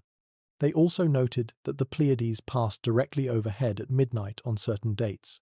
This zenith passage was cosmically significant, a moment when Earth, Pleiades, and cosmic center aligned. The observations required patience beyond modern comprehension. No computers, no telescopes, no photographs, just human eyes and memory. Night after night, year after year, generation after generation. Priests and astronomers would sit on pyramid tops or in astronomical observation platforms. They'd watch the sky, mark positions relative to architectural features, record what they saw in codices. Over decades, patterns would emerge. Venus appears here, then disappears for this many days. The moon moves like this. Eclipses follow these patterns. Generations of observers built up data sets. Later astronomers inherited these records and refined them, added their own observations, corrected errors, extended predictions. The knowledge was cumulative, building over centuries into an astronomical science that rivaled anything in the ancient world. But why? Why invest so much effort in watching the sky? The practical answer is agriculture. Knowing when to plant, when to harvest, these were life and death matters. The religious answer is that celestial bodies were gods. Understanding their movements meant understanding divine will. But there's a deeper answer. The Maya were trying to understand cosmic order, the fundamental patterns underlying existence. Mathematics and astronomy were ways of reading the universe, of decoding the message written in celestial motion. If you could understand the patterns, if you could predict the future positions of planets and stars, you were touching something eternal, something beyond human mortality. Your civilization might fall, your city might be abandoned, but the math would remain true. Venus would continue its dance. The calendar would keep turning. That's a kind of immortality. The Dresden Codex shows this synthesis of astronomy and divination. It's a screenfold book made from bark paper covered with lime wash, painted with black and red pigments. It survived because a European collector bought it before the Spanish could destroy it. Inside are tables, mathematical tables, eclipse predictions, Venus tables, multiplication tables for ritual calculations. But these aren't dry mathematics. Each section includes images of gods and hieroglyphic texts, the gods associated with each time period, the rituals needed, the prophecies. Math and mythology, inseparable. One famous page shows the Venus table, rows and columns of numbers tracking Venus appearances. At the top of each column, a god, Venus in different aspects. As warrior, as merchant, as rain bringer. The numbers tell you when Venus appears. The gods tell you what it means. Mathematics serving both astronomy and divination. This is how the Maya thought. No separation between science and religion, between observation and meaning, between number and narrative. It was all one thing. Understanding the cosmos meant understanding both its mathematical structure and its spiritual significance. The Maya didn't stop with observing. They built instruments, not telescopes, but architectural observatories. Buildings designed to frame celestial events. Windows positioned to catch first light of specific stars on specific dates. Sightlines aligning with solstice sunsets. The Caracol at Chichen Itza is the most famous example. It's a round tower unusual in Maya architecture, which usually favors rectangular forms. The tower has windows at various levels and positions. These windows align with important astronomical events. Venus at certain points in its cycle, equinox, sunrises and sunsets, specific stars at specific times. The building is an instrument, a fixed device for marking celestial positions. Other cities had similar structures, though most haven't survived. Wooden observation platforms on pyramid tops, perishable, long gone. But the architectural alignments remained. Buildings positioned to create sightlines. doorways framing specific celestial events, the city itself as observatory. This integration of astronomy into architecture shows how central celestial observation was. It wasn't something done in specialized locations by specialists. It was woven into the urban fabric. Everyone could see when Venus appeared in the temple doorway. When the sun illuminated a specific altar at equinox, the cosmos made visible through architecture. Mathematics extended beyond astronomy. The Maya were engineers. Building pyramids required calculation. How much stone? How much fill? What angles would remain stable? What weight could corbel arches support? These aren't trivial questions. Get it wrong, and your pyramid collapses. Get it right, and your structure stands for centuries. The Maya mostly got it right. Their pyramids still stand. Some of the plaster is gone. The jungle has broken through. But the underlying structure remains sound. That required mathematical understanding of weight, stress, and material properties. They were also hydraulic engineers. Managing water in a tropical environment without rivers requires calculation. How large should reservoirs be to supply the population through the dry season? What slope do channels need to keep water flowing? How do you prevent erosion? The Maya solved these problems. Their reservoir systems at Tikal held millions of gallons. Their drainage systems prevented flooding during rainy season. Their filtration systems kept water relatively clean.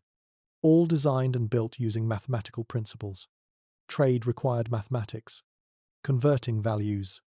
If cacao beans are currency, how many beans equals a jade bead?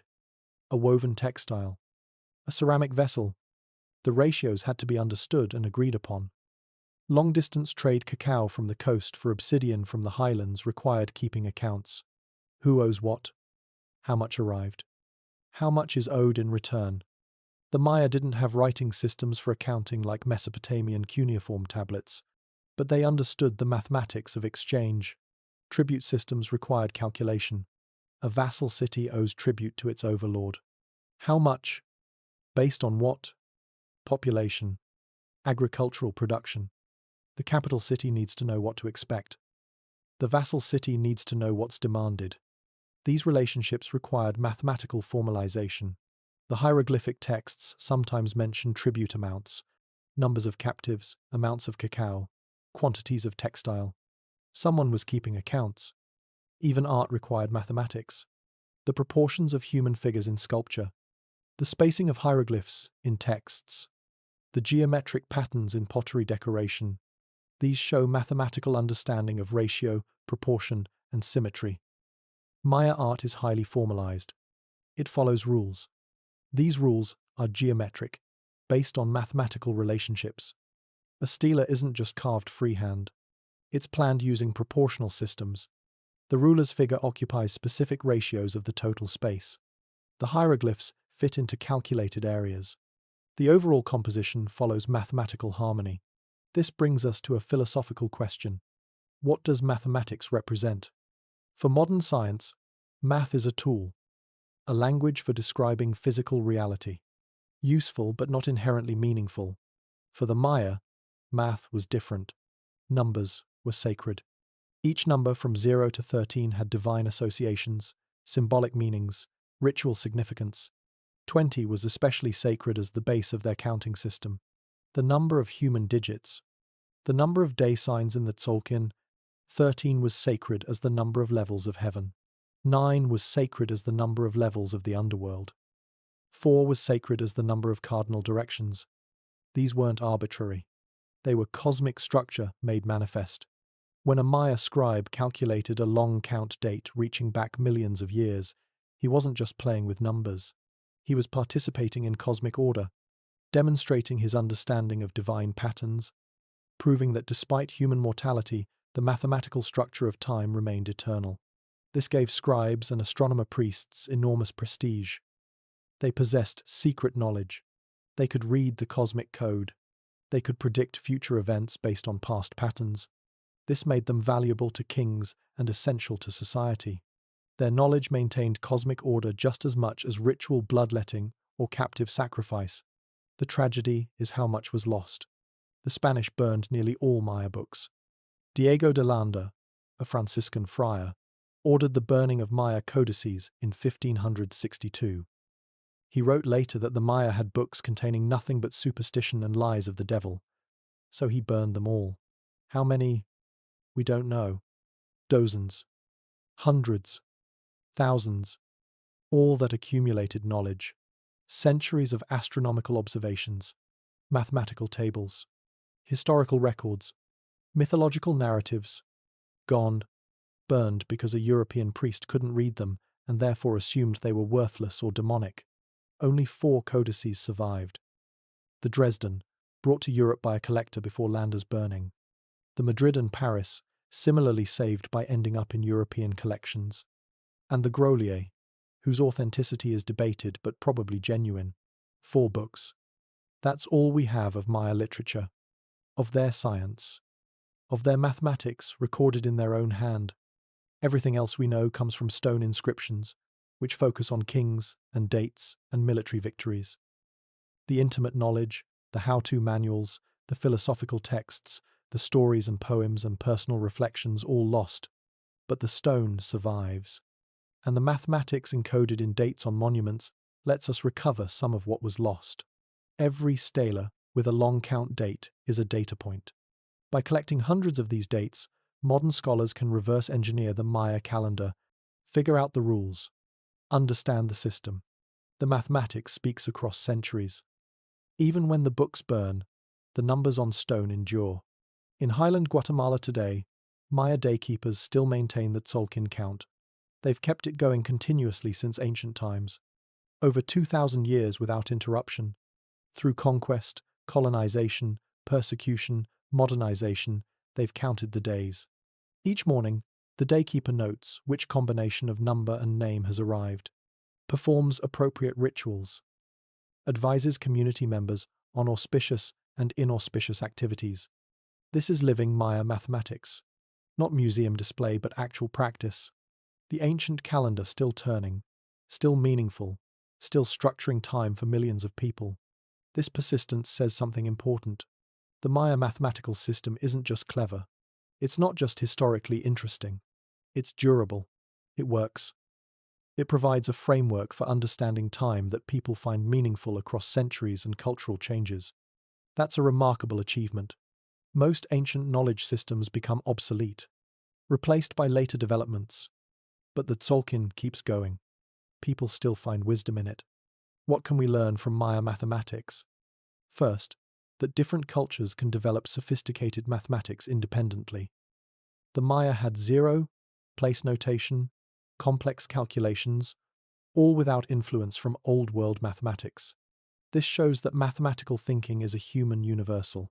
Given time and need, people everywhere develop similar solutions. Second, that mathematics doesn't have to be purely practical. The Maya mathematical obsession with time went far beyond practical necessity. They calculated dates millions of years in the past. They tracked celestial cycles with precision beyond what agriculture required. They did this because they found it meaningful, because understanding cosmic order was valuable in itself. Third, that science and spirituality aren't necessarily opposed. For the Maya, astronomy was both empirical observation and religious practice. Mathematics was both calculation and ritual. They saw no contradiction. The cosmic patterns were simultaneously physical facts and divine communication. Both were true. Both mattered. Modern science insists on separating facts from values, observation from meaning. The Maya didn't. Their science was meaningful. Their mathematics was sacred. Maybe we've lost something in insisting on total separation. Fourth, that deep time changes perspective. The Maya thought in cosmic timescales, ages lasting thousands of years, cycles spanning centuries. This made individual human concerns seem smaller, not unimportant, but finite, temporary. The universe was old. It would continue. Your life was brief. The Katun, the 20-year period, was the human scale unit of time. Long enough to matter, short enough to experience. But it existed within vaster cycles. This perspective might have been healthy. It prevented absolute despair, because cycles turn. It prevented hubris, because your glory is temporary. It encouraged thinking about legacy, because what endures beyond your brief moment, the wisdom encoded in Maya mathematics, is still accessible. The numbers are still carved in stone. The calendars still turn. The cosmic patterns they identified still operate. Venus still follows its 584-day cycle. The moon still waxes and wanes. The sun still marks its annual journey between solstices. The Maya saw these patterns and said they're important. They mean something. They deserve our attention and our awe. They were right. Chapter 4. The Sacred and the Violent. Every civilization has its contradictions. The Maya were no exception. The same culture that produced sublime mathematics and poetry also practiced ritual violence on a scale that shocks modern sensibilities. The same kings who commissioned beautiful art also ordered captives brought to ritual death. The same priests who calculated eclipse tables also pierced their own flesh to offer blood to the gods.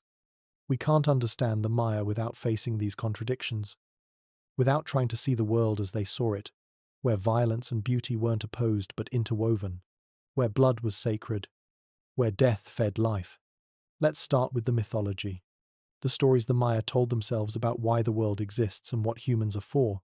The Popol Vuh, the Quiché Maya creation text recorded after the Spanish conquest, preserves the most complete version. It begins in darkness and silence.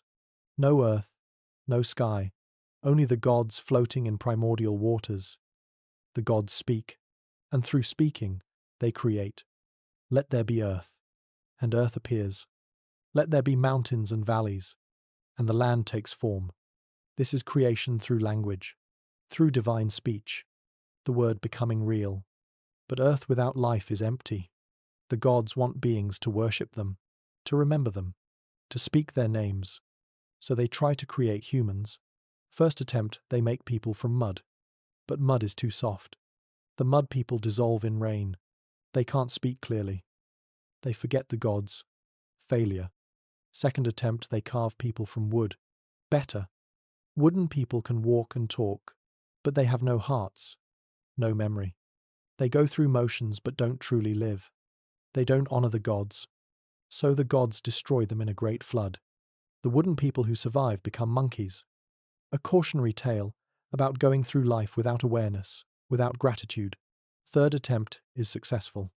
The gods make humans from maize dough, corn ground and mixed with water, shaped into flesh. These maize people are perfect. They can think and speak and remember. They honor the gods. They give thanks. This is why humans exist, according to Maya thought. We're here to remember the gods, to feed them through ritual, to maintain cosmic order through our awareness and devotion. We're made of corn because corn sustains us. The reciprocal relationship is physical. We eat corn. Corn eats our devotion. The cycle continues. But the Popol Vuh doesn't end with creation. The most dramatic section is the hero twins story. Two brothers, Hunahpu and Xbalanque, talented ball players.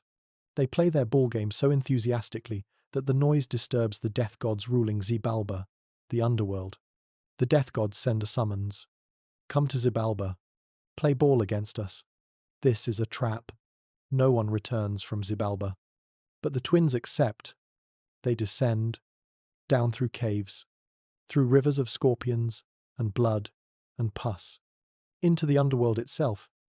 Xibalba is ruled by 12 death gods with names like One Death, Seven Death, Pus Master, Blood Gatherer, charming characters. They put the twins through a series of tests. The Dark House, where they must keep their torches burning all night without consuming them. The Cold House, filled with killing cold. The Jaguar House, filled with hungry jaguars. The Fire House, filled with flames. The Bat House, filled with blade-nosed bats. The twins survive through cleverness. They trick the death gods. They use magic. They transform themselves. But eventually, they're killed. Their lives ended in ritual. Their remains displayed as trophies. But death isn't the end. The twins are reborn. They disguise themselves as entertainers. They perform miracles. They burn houses and restore them. They sacrifice each other and bring each other back to life. The death gods are impressed. They want to experience this too, to be killed and resurrected. So the twins oblige. But they don't resurrect them. The death gods stay dead. Death itself is defeated. The twins then resurrect their father, the maize god, who had been killed by the death gods in an earlier cycle. The maize god rises from Xibalba, like corn sprouting from the earth. Life defeating death. The eternal return. This story operated on multiple levels for the Maya. It's entertainment. It's theology. It's agricultural metaphor. The maize god dying and being reborn is literally what happens every year. Seeds go into the earth, die, transform, sprout as new plants. Life from death. The story is also about human mortality. We all must descend to Xibalba. We all face the death gods. But through cleverness, through proper ritual, through the intervention of the gods, death can be transformed. Not avoided, but transcended. The twins become celestial bodies. Hunahpu becomes the sun. Xbalanque becomes the moon or Venus, depending on interpretation. They rise from death into eternal cosmic motion. The ballgame in this story isn't just sport. It's cosmic contest. The ballgame courts, built in every Maya city, replicated this mythological space. The court itself represented a portal to Xibalba. Playing the ballgame was playing with death, reenacting the hero twins' victory over the death gods. The court at Copan has beautiful sculptures showing the ball game in cosmic context. The ball has a skull inside it. Players wear elaborate protective gear. The game is serious, sacred, dangerous. We don't know the exact rules. The rubber ball, probably weighing several pounds, had to be kept in motion using hips, knees, elbows, but not hands or feet. Scoring might have involved getting the ball through stone rings mounted high on the court walls, though these rings appeared late. Earlier ballgame courts had different markers. Some courts show evidence of a slope, making the game three-dimensional. The ball bouncing off sloped walls at angles. Players positioning themselves. Teams of 2 to 7 players depending on court size and regional traditions. The game was physically brutal. Skeletal remains show injuries consistent with being hit by heavy balls moving fast. Broken ribs. Fractured arms. Players wore thick padding made of leather and woven cotton. Protective yokes around the waist. Still not enough to prevent injury. This was violent sport, but more than sport.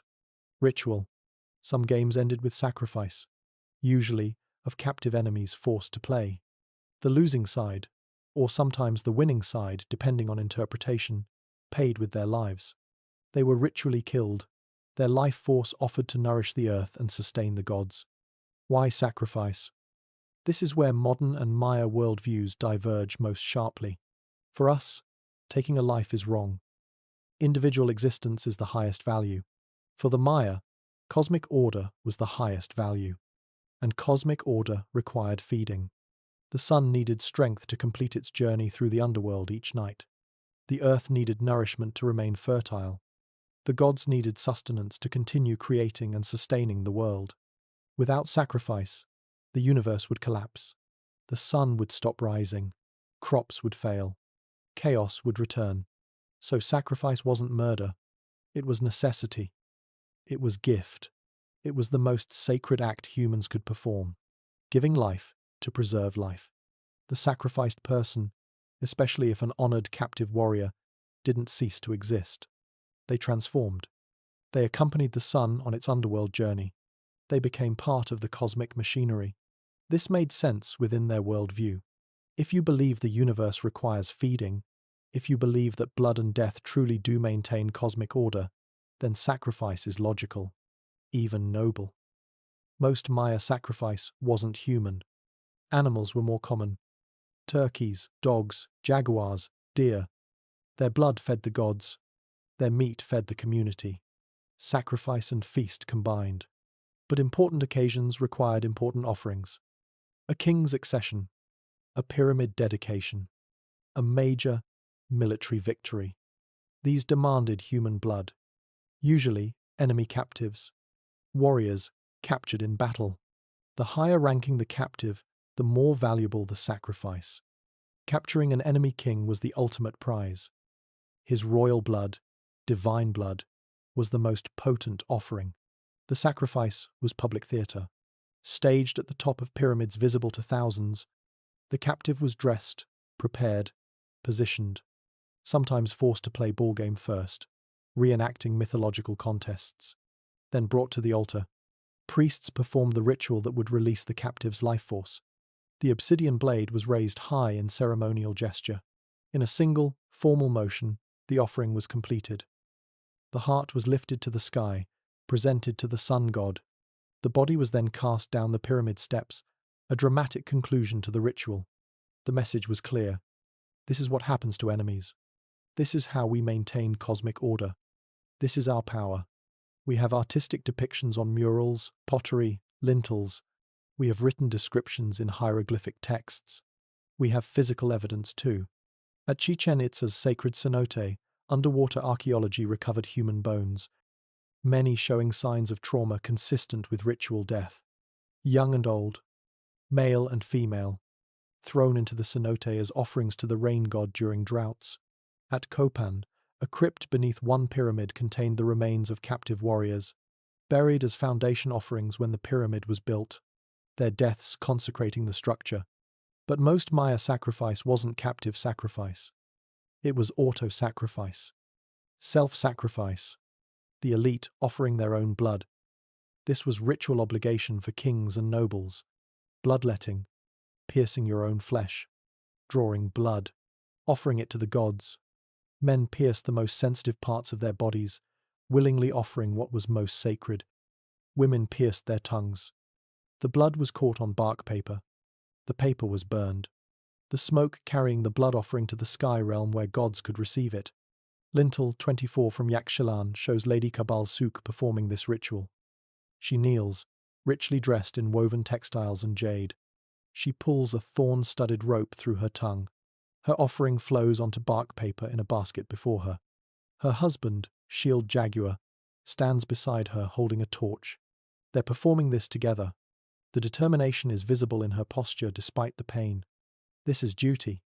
This is how you maintain your relationship with the divine. This is the price of power. The bloodletting rituals were elaborate. Preparation took hours. Fasting beforehand. Ceremonial bathing. Dressing in ritual costume. The act itself was performed during important calendar dates, during crises like drought or military threat, during transitions like royal accession. The bloodletter would enter trance state, partly from pain, partly from blood loss, possibly aided by hallucinogenic substances. In this altered state, they would have visions. The vision serpent would appear. A supernatural being emerging from the smoke of burning blood-soaked paper. Through the serpent's mouth, ancestors would manifest. Gods would communicate. Divine guidance would be received. This was how Maya kings received legitimacy and instruction, through direct communication with the divine, paid for with their own blood. It wasn't enough to inherit the throne. You had to maintain the relationship through continual sacrifice. Your blood was the currency of divine favor. Stop paying, and the gods stop listening.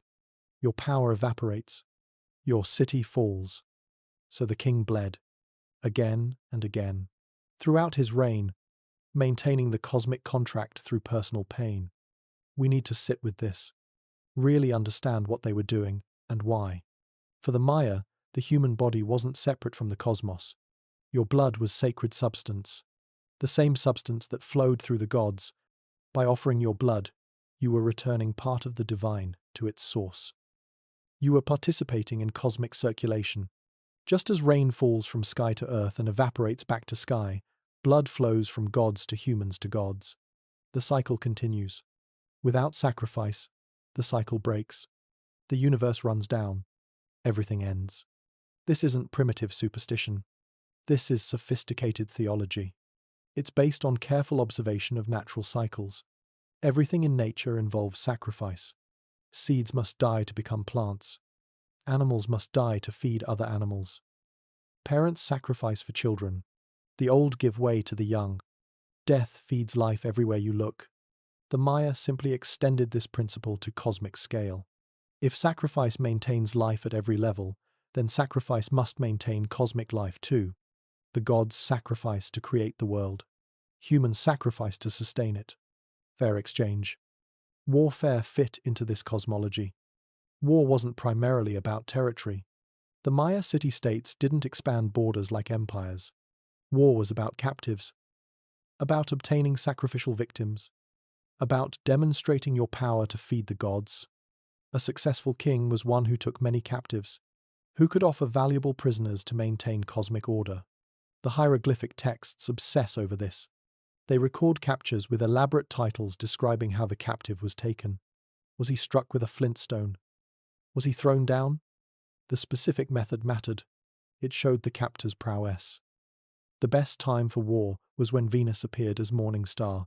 This was when the planet's martial energy was strongest.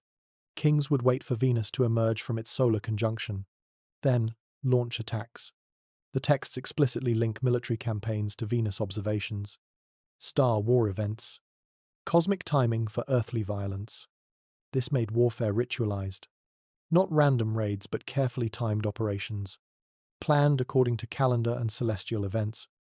The campaign itself was ritual as much as military operation. Maya warriors dressed for both practicality and symbolism. Cotton armor, thick enough to stop arrows and obsidian blades. Shields covered in animal hide. Helmets, but also elaborate headdresses. Jaguar, pelts, feathers, face paint transforming them into gods and animals. They carried obsidian-edged clubs, spears, atlatls for throwing darts, bows and arrows, though these appeared late. No metal weapons. Obsidian was their cutting edge. Volcanic glass napped into blades sharper than surgical steel. Fragile but deadly. An obsidian blade could end a life in one stroke. The volcanic stone was black, glassy, beautiful in its lethality. Battle strategy varied. Sometimes open field combat, shield walls clashing, projectiles flying, hand-to-hand fighting. But the goal wasn't to kill, it was to capture. Killing an enemy warrior wasted the opportunity to sacrifice him later. So warriors aimed to disable, to subdue, to take prisoners. This made Maya warfare perhaps less deadly than European warfare of the same period. Battles produced more captives than corpses, but the captive's fate was grim. Public punishment, humiliation, and eventual ritual death. Some warfare was siege, surrounding an enemy city, cutting off food and water, waiting for surrender. Archaeological evidence at Dos Pilas and Aguateca shows defensive walls, hasty fortifications, signs of cities under assault. At Aguateca, the city was abandoned so quickly that household items were left in place. Archaeologists found obsidian blade workshops with half-finished tools still on the floor. The residents fled, never returned. The city fell to enemies and was never reoccupied. Conquest could be total. Other warfare was raid. Fast attacks on smaller settlements. Burning buildings. Taking captives. Withdrawing before reinforcements arrived. The goal was demonstration of power and acquisition of sacrificial victims. These raids could be devastating to small communities. Their young men captured, their crops burned, their ability to sustain themselves destroyed. But for the raiding city, it was necessary. Cosmic maintenance required constant feeding. The gods were hungry. Captives must be obtained. The most dramatic evidence comes from murals at Bonampak in southern Mexico. Painted around 790 CE, they show a complete narrative of warfare and its aftermath. In the first room, the royal court prepares. Musicians play. Nobles dress in elaborate costume. This is the preparation phase. In the second room, battle. Chaos. Warriors. Fighting. Some fallen. Captives being taken. The victor's triumph visible. In the third room, aftermath. Captives brought before the king. Stripped of their finery. Clearly wounded and suffering. The murals leave no doubt about the harsh treatment of prisoners. One captive lies motionless on the pyramid steps, his fate sealed. The king stands above, magnificent in jade and feathers. Below, nobles celebrate. Musicians play. This is victory. This is power. This is how cosmic order is maintained. The murals are shocking to modern viewers. The violence is explicit. The suffering is depicted. But for the Maya, this was triumph. This was success. The king fulfilled his duty. He captured enemies. He will sacrifice them. The gods will be fed. The rains will come. The crops will grow. The sun will continue rising. All is well. This is how they saw it. We're disturbed. They were satisfied. The gap between worldviews is enormous. But we need to be careful about judgment. Every civilization has its violence. Europe during the Maya Classic period was arguably more violent. Roman gladiatorial games killed people for entertainment. Medieval warfare was extraordinarily brutal. Punishment and execution were public spectacles. The difference is that European violence was often framed as punishment or entertainment. Maya violence was framed as cosmic necessity, as sacred duty, which is more disturbing. Violence for fun or violence for the gods. Neither is comfortable to contemplate. We also need to recognize that not all Maya violence was ritual. Some was political. Some was personal revenge. Some was enforcement of social order. Like any complex society, the Maya had murder, assault, crime, but these were seen as disruptions, failures of order. Ritual violence was different. It was order creating. It was how chaos was prevented. The distinction mattered to them even if it's hard for us to see. One question modern scholars debate is scale. How much human sacrifice actually occurred? The Spanish chroniclers, writing to justify conquest, claimed the Maya sacrificed constantly. Thousands of victims, blood flowing in rivers. Modern archaeology suggests much less. Human sacrifice occurred, certainly, but not on industrial scale. Most ceremonies involved animal sacrifice or auto-sacrifice. Human sacrifice was reserved for major events. This isn't to minimize it. Even occasional human sacrifice is shocking to modern sensibilities. But accuracy matters. The Maya were not uniquely bloodthirsty among ancient civilizations. They were typical. Ritual violence was common in ancient world. The Maya participated in these widespread practices. What's unique about the Maya is how much they recorded it. Other cultures practiced sacrifice, but didn't carve detailed records on permanent monuments. The Maya did. They wanted people to know. They wanted the gods to see. They wanted future generations to remember. So they carved it in stone, painted it on walls, wrote it in books. The evidence is extensive because they wanted it to be. This transparency can make them seem more violent than cultures that hid their violence or didn't record it. But absence of evidence isn't evidence of absence. The ball game connects all these themes. It was sport and ritual and warfare and sacrifice and cosmic drama all combined. Playing the game reenacted mythological contests. The court was portal to Xibalba. The ball was the sun traveling between worlds. The players were gods and heroes. The outcome mattered cosmically, and some games ended with sacrifice the losing team or sometimes the winning team offered to the gods. The exact rules about who died varied by region and period, but the connection between ball game and sacrifice was consistent. The Great Ball Court at Chichen Itza is the largest in Mesoamerica, 545 feet long. The playing alley between the sloped walls. Stone rings mounted high on both walls. Get the ball through the ring and you win immediately. But this was incredibly difficult given the ring's height and size. More likely scoring involved hitting marker stones or keeping the ball in play. The acoustics are extraordinary. Clap your hands at one end and the sound echoes 7 times. Speak quietly and you can be heard clearly at the opposite end. The court amplifies sound. This made it perfect theatre. Thousands could watch from the surrounding platforms. Everyone could hear. The court walls show relief carvings.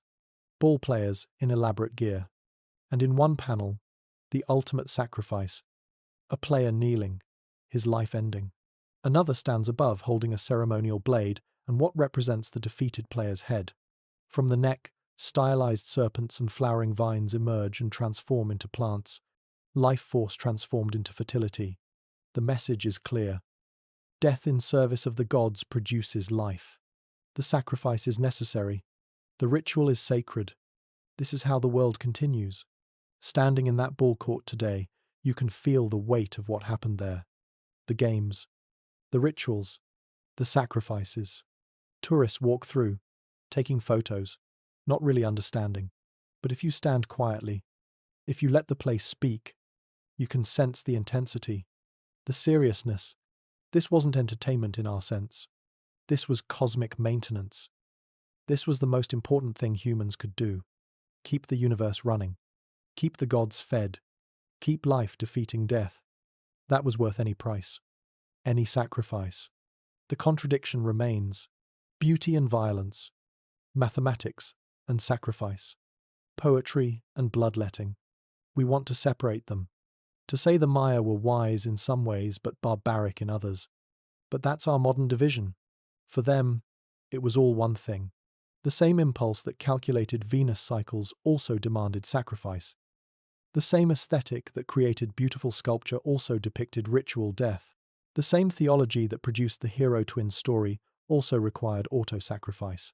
It was integrated worldview, internally consistent, even if we find it disturbing. What can we learn? Perhaps that worldviews can be sophisticated and internally logical while still being fundamentally different from our own. The Maya weren't primitive. They weren't less intelligent. They simply started from different premises about what the universe requires. If you truly believe that sacrifice maintains cosmic order, then sacrifice is rational, necessary, sacred. We don't believe that. Our premises are different, so our conclusions are different. But neither position can claim absolute truth. Both are based on unprovable assumptions about how the universe works and what humans are for. Perhaps we should sit with the discomfort, not rush to judgment, not defend or condemn.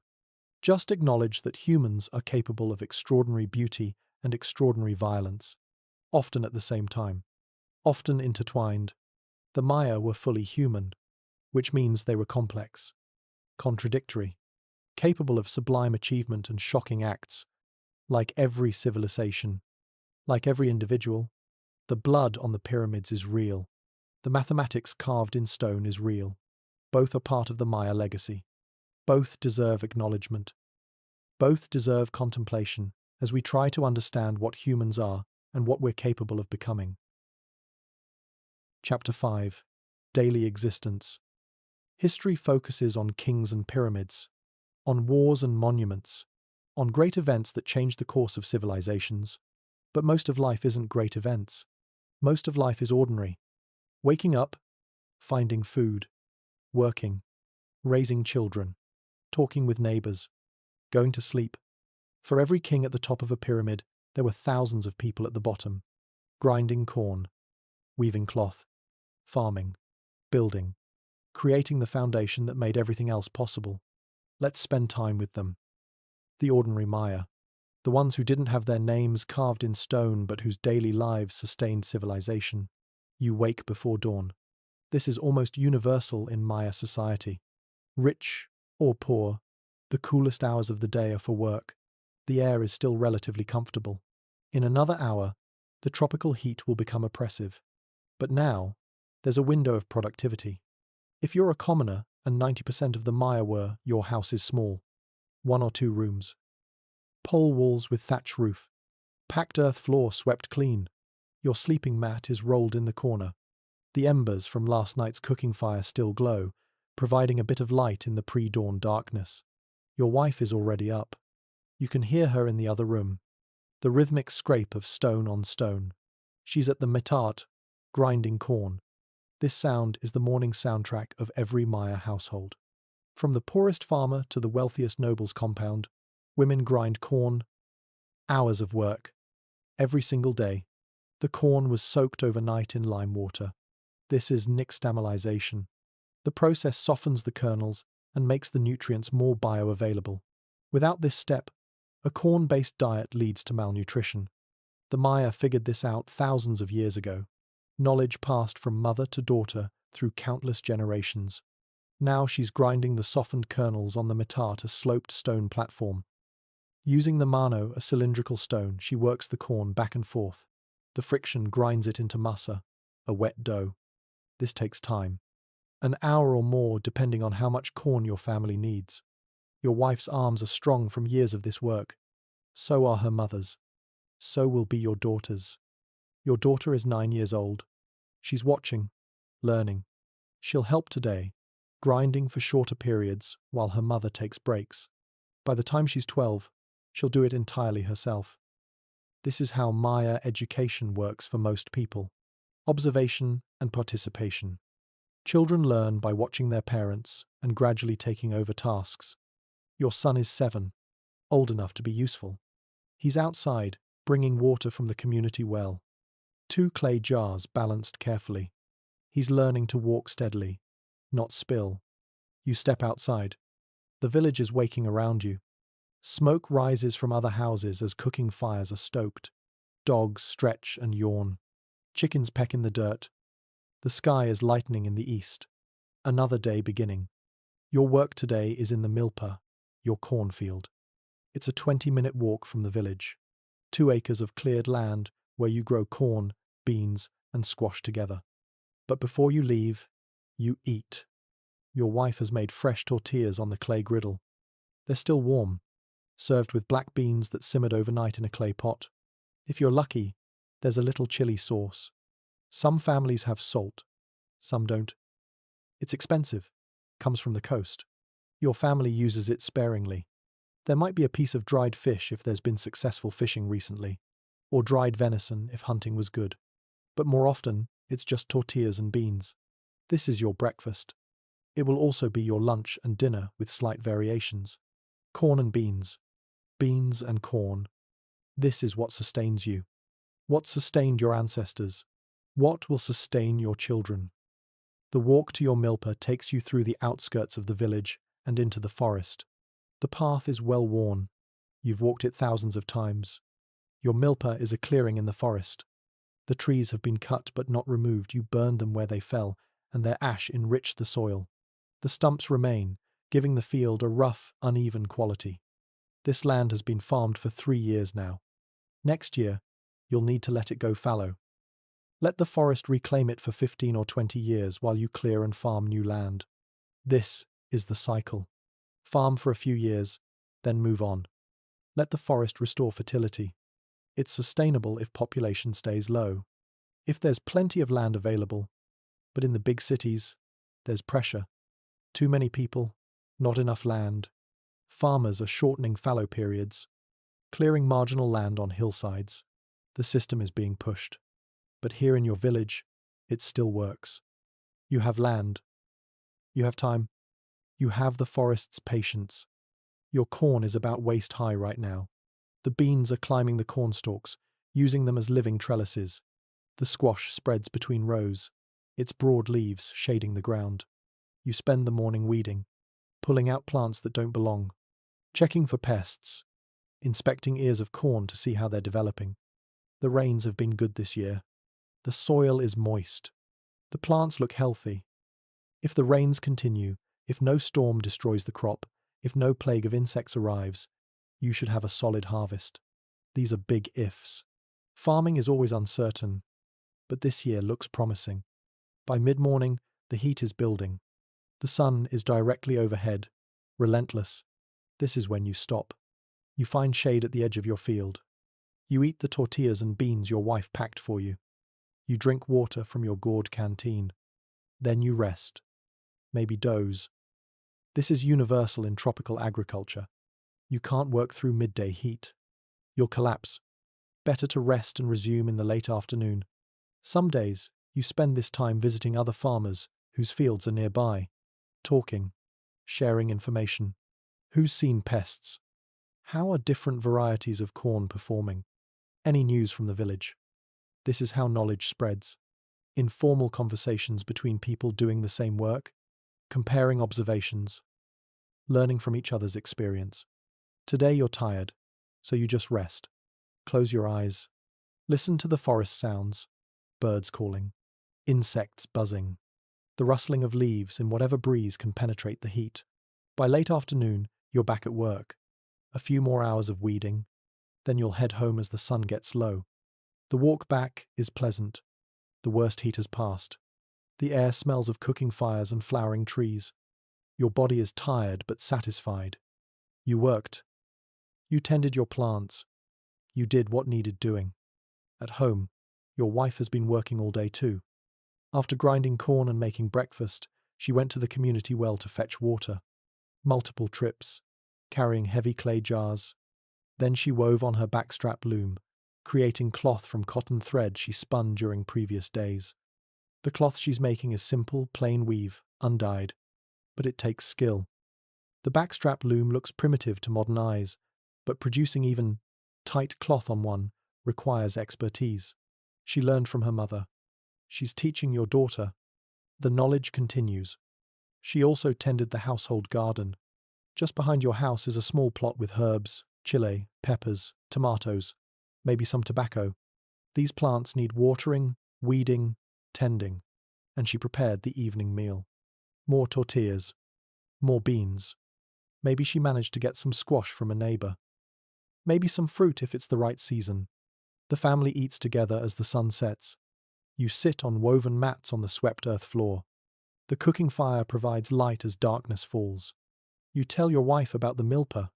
She tells you about village gossip. Who's marrying whom? Who's sick? What the elders are saying about taxes owed to the local lord. Your children listen. Your son will fall asleep soon. He's exhausted from his day of small labors. Your daughter stays awake longer, grinding more corn for tomorrow while you talk. This is family time. Not exciting. Not dramatic. Just the ordinary comfort of people who know each other, living together, sharing the day's events. As full darkness arrives, you roll out your sleeping mats. The fire dies down to embers. The village grows quiet except for dogs barking occasionally, children crying, the sounds of other families settling for the night. Tomorrow will be much like today. And the day after. And the day after that. This is peasant life. Hard work. Simple food. Little variety. But also stability. Community. The rhythms you know because your father knew them and his father before him. Now contrast this with an elite household in one of the major cities. The house is stone. Multiple rooms arranged around a private courtyard. Plastered walls painted with murals. Roof combs rising above, decorated with sculpture and painted in bright colors. The family compound includes several houses for extended family members, a sweat bath, storage rooms, servant quarters. The head of household wakes in a room furnished with woven mats that are finer than yours, dyed cotton blankets, wooden storage chests. He doesn't grind corn. Servants do that. In fact, several servants work in this household. Some are slaves, captives from war, criminals, or people born into servitude. Others are commoners who owe labor service. The morning meal is still based on corn and beans, but there's variety. Cacao to drink, mixed with water and spices. This is a luxury drink. The wealthy have it daily. Commoners rarely, if ever. There's meat, turkey, deer, fish, brought by hunters and fishermen who pay tribute to this elite family. The protein makes a difference. Elite skeletons show they were taller, healthier, lived longer than commoners. Diet explains much of this difference. After eating, the household head has responsibilities. He's an administrator, part of the city's bureaucratic structure. His job is organizing labor for building projects, recording tribute payments, mediating disputes among commoner families. He works in one of the palace complexes near the city center, stone buildings with multiple rooms. Other nobles and administrators working in adjacent spaces. His day involves consultations, meeting with subordinates who report on their districts, making decisions about resource allocation, settling arguments. He can read and write, not fluently like the professional scribes, but well enough to check records, to leave instructions, to understand documents brought to him. His literacy marks him as elite. Most Maya can't read. The hieroglyphic system is complex, takes years to learn. Only those with time and resources acquire it. He also has ritual obligations. Not as extensive as the king's, but still significant. On certain festival days, he must appear at ceremonies. He must perform bloodletting. He must demonstrate his devotion to the gods and loyalty to the king. This is part of the social contract. The commoners work and pay tribute. The elites administer and perform rituals. The king connects everything to the divine. Everyone has a role. At midday, he returns home for the main meal. More elaborate than breakfast. Multiple dishes. Servants preparing and serving food. The family eating together. His wife has her own responsibilities. She oversees the household, manages the servants, ensures everything runs smoothly. She also weaves. Even elite women weave. But she weaves fine cloth, complex patterns, using dyed threads, red from cochineal, blue from indigo, other colors from other sources. The cloth she produces is valuable. Some will be used by the family. Some will be given as gifts to other elite families. Some will be paid as tribute to the king. She too has ritual obligations. She must attend certain ceremonies. She must perform bloodletting during important festivals. Her blood, like her husband's, helps maintain cosmic order. Their children receive education unavailable to commoners. They learn to read and write. They study the calendar systems. They learn mathematics, astronomy, mythology, history. They learn ritual performance, how to stand during ceremonies, how to speak formally, how to wear elaborate costume without stumbling. They learn their genealogy, who their ancestors were, which families they're connected to, what alliances exist. This knowledge is power. It maintains their elite status. It prepares them to assume authority when they're older. The daughter, around age 12, is nearly marriageable. Her parents are already negotiating with other elite families. Marriage at this level is political. Alliances between families. She'll have input, but ultimately, the decision serves family interests. The son, around age 10, accompanies his father sometimes, learning by observation, seeing how administration works, meeting the people he'll work with when he's older. This is how elite families reproduce themselves, not just through biological inheritance, but through transmitted knowledge, social connections, cultural capital. In the afternoon, the household head might attend a council meeting. Elite men of the city gathering to discuss issues, trade disputes, relations with other cities, how to handle a drought if one is developing, whether to support the king in a planned military campaign. These discussions are important. The elites advise the king.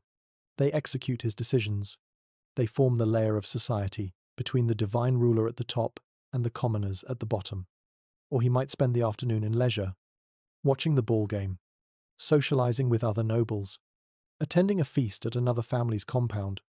Elite social life is complex. Status matters enormously. Who sits where? Who speaks first? Who receives what gifts? Hierarchies must be maintained through constant performance. In the evening, the family gathers again. The children might practice their reading. The father might review documents. The mother might continue weaving. Servants bring food. The evening meal is lighter than midday. More conversation.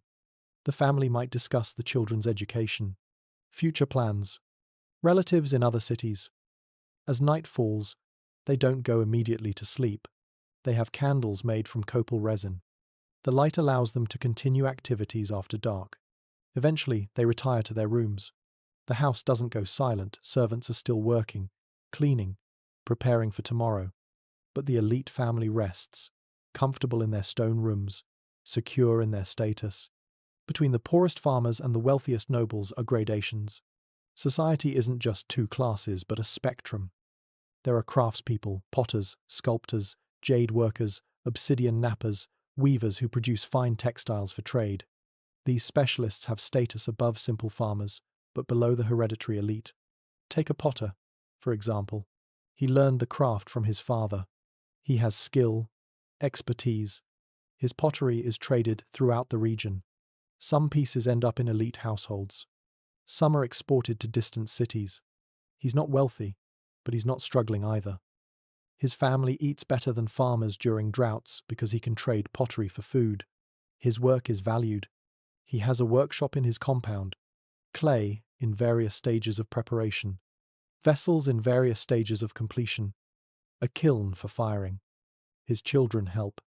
His sons are learning the craft, not all of them, but at least one will continue the family tradition. His daughters might marry other craftsmen's sons, creating networks of skilled families. He travels occasionally, taking pottery to markets in other cities, seeing different styles, talking to other potters, bringing back ideas. This exposure gives him perspective. He's not isolated in one village like a farmer. He's connected to the wider Maya world through trade networks. Merchants have even higher status. Those who conduct long-distance trade face danger but reap rewards. A merchant might travel from the Guatemalan highlands to the Gulf Coast, a journey of weeks, through forest, across rivers, past hostile territories. He carries valuable goods, obsidian going one direction, cacao and salt returning. The profit can be substantial if he survives. The Maya didn't have pack animals. No horses, no llamas. Everything was carried by human porters. The merchant either carried goods himself or hired porters. This made long-distance trade expensive. Only high-value goods were worth transporting. Obsidian, jade, cacao, quetzal feathers, fine textiles, salt. Bulk goods, like corn, stayed local. Successful merchants could accumulate significant wealth. They might own multiple houses. They might marry into noble families. Their sons might receive elite education. But they also faced risks. Robbery was common. Routes passed through territories controlled by different cities. Safe passage might require paying tribute or securing protection. A merchant's life combined adventure, danger, and potential reward. Not for everyone, but for the ambitious and courageous. It offered opportunity. At the bottom of society were slaves. The texts mention them, though they're largely invisible in the archaeological record. Slavery in Maya society wasn't racial. It was circumstance-based. You became a slave by being captured in war, by committing certain crimes, by falling into unpayable debt, or by being born to slave parents. Slaves did the hardest work, hauling stone for pyramid construction, working in fields owned by elites, serving in wealthy households. They had essentially no rights. They could be bought and sold. They could be sacrificed. Their children were born into slavery. But slavery wasn't necessarily permanent. Some slaves could be freed if they saved enough money to buy their freedom, though this was difficult given they weren't paid much if anything. War captives faced the worst fate. High-status captives were sacrificed in important rituals. Lower-status captives might become slaves, but they had little hope of freedom. Children represented the future. Maya childhood varied enormously by social class. A commoner child's education was practical. Boys learned farming from fathers. Girls learned grinding corn, weaving, household management from mothers. There was no school, no formal instruction. Everything was learned through observation and practice. By age 4 or 5, children were given small tasks: carrying water, helping in the garden, fetching firewood, easy things that contributed to household productivity. By age 7 or 8, the work increased. Boys might help in fields for half days. Girls might grind corn under supervision. They were building strength and skill. By age 12 or 13, children could do most adult tasks, though not for as long or as efficiently. They were nearly adults, ready to marry in a few years. Marriage happened young. Girls might marry at 14 or 15. Boys at 16 or 17. Arrangements were made by families. The couple usually knew each other. Villages were small, but they didn't necessarily choose each other. Marriage created alliance between families. Resources were shared. Labor was combined. Children resulted, continuing the cycle. Elite children had different childhoods. They still learned practical skills, but they also received formal education. They were taught to read and write. Tutors came to the household, or children went to schools attached to temples. They learned the sacred calendar, how to calculate dates, how to read astronomical omens. They learned genealogy, who their ancestors were going back generations, which gods their lineage descended from.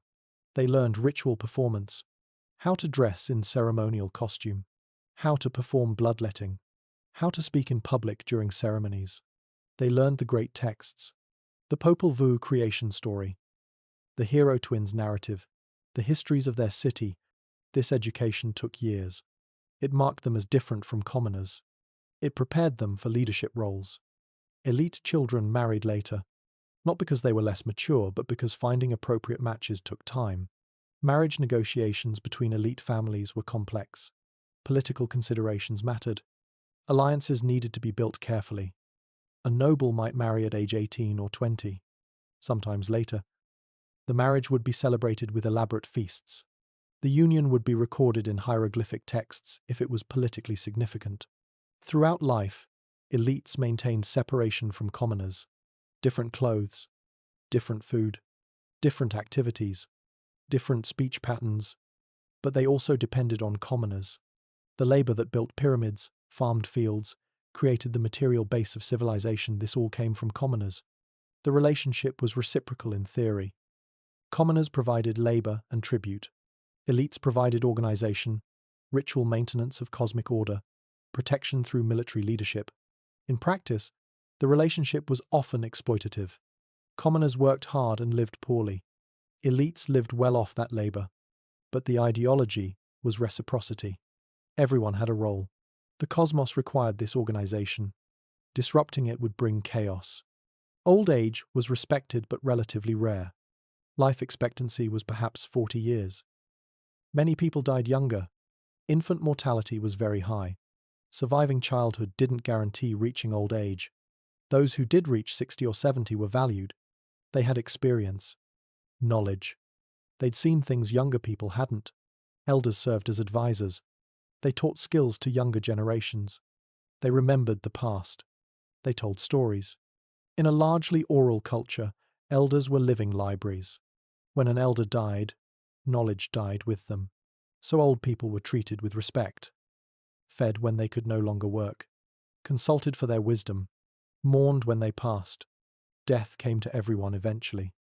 Rich and poor. Elite and commoner. The king himself. But death practices varied by status. Commoners were buried simply, usually beneath their house floors. A few grave goods, some pottery, perhaps some food for the journey. The body was placed in a flexed position, sometimes wrapped in cloth or mats. The earth was filled back in. Life continued above the buried dead. Elite burials were elaborate. Tombs built into pyramids or beneath palace floors. The body dressed in finest clothing. Jade in the mouth. Jade ear cools and bracelets. Shell and jade mosaics. Pottery vessels filled with food and drink. Elaborate offerings. Sometimes sacrifice servants or slaves to accompany the dead person. The most elaborate royal tombs, like Pakals at Palenque, were architectural achievements in themselves. The tomb built first, then the entire pyramid constructed over it. These burials took resources equivalent to feeding a village for years. But they were necessary. The king's death was a cosmic event. His journey to Xibalba and transformation had to be supported through proper burial. Hieroglyphic texts on tomb walls recorded the person's name, their lineage, their achievements. Death couldn't erase them. Their names would be remembered. For commoners, there was no hieroglyphic immortality. Just the hope that children would remember, that families would tell stories, that their work, their lives, had mattered to someone. Markets were where different social classes mixed, held in open plazas on certain days, temporary structures, mats on the ground, vendors calling their wares. Farmers brought produce, vegetables, fruit, maize, beans. Craftspeople brought pottery, woven cloth, wooden tools, stone implements. Traders brought exotic goods, obsidian blades from highland quarries, salt from coastal evaporation ponds, cacao from lowland groves, jade beads from scattered sources. Everything was traded or bartered. The Maya didn't have coins. For small transactions, barter worked. I'll give you these beans for that pot, this cloth for those fish. For larger transactions, cacao beans served as currency. Standardized value. Everyone knew what things cost in cacao beans. A rabbit might cost 10 beans.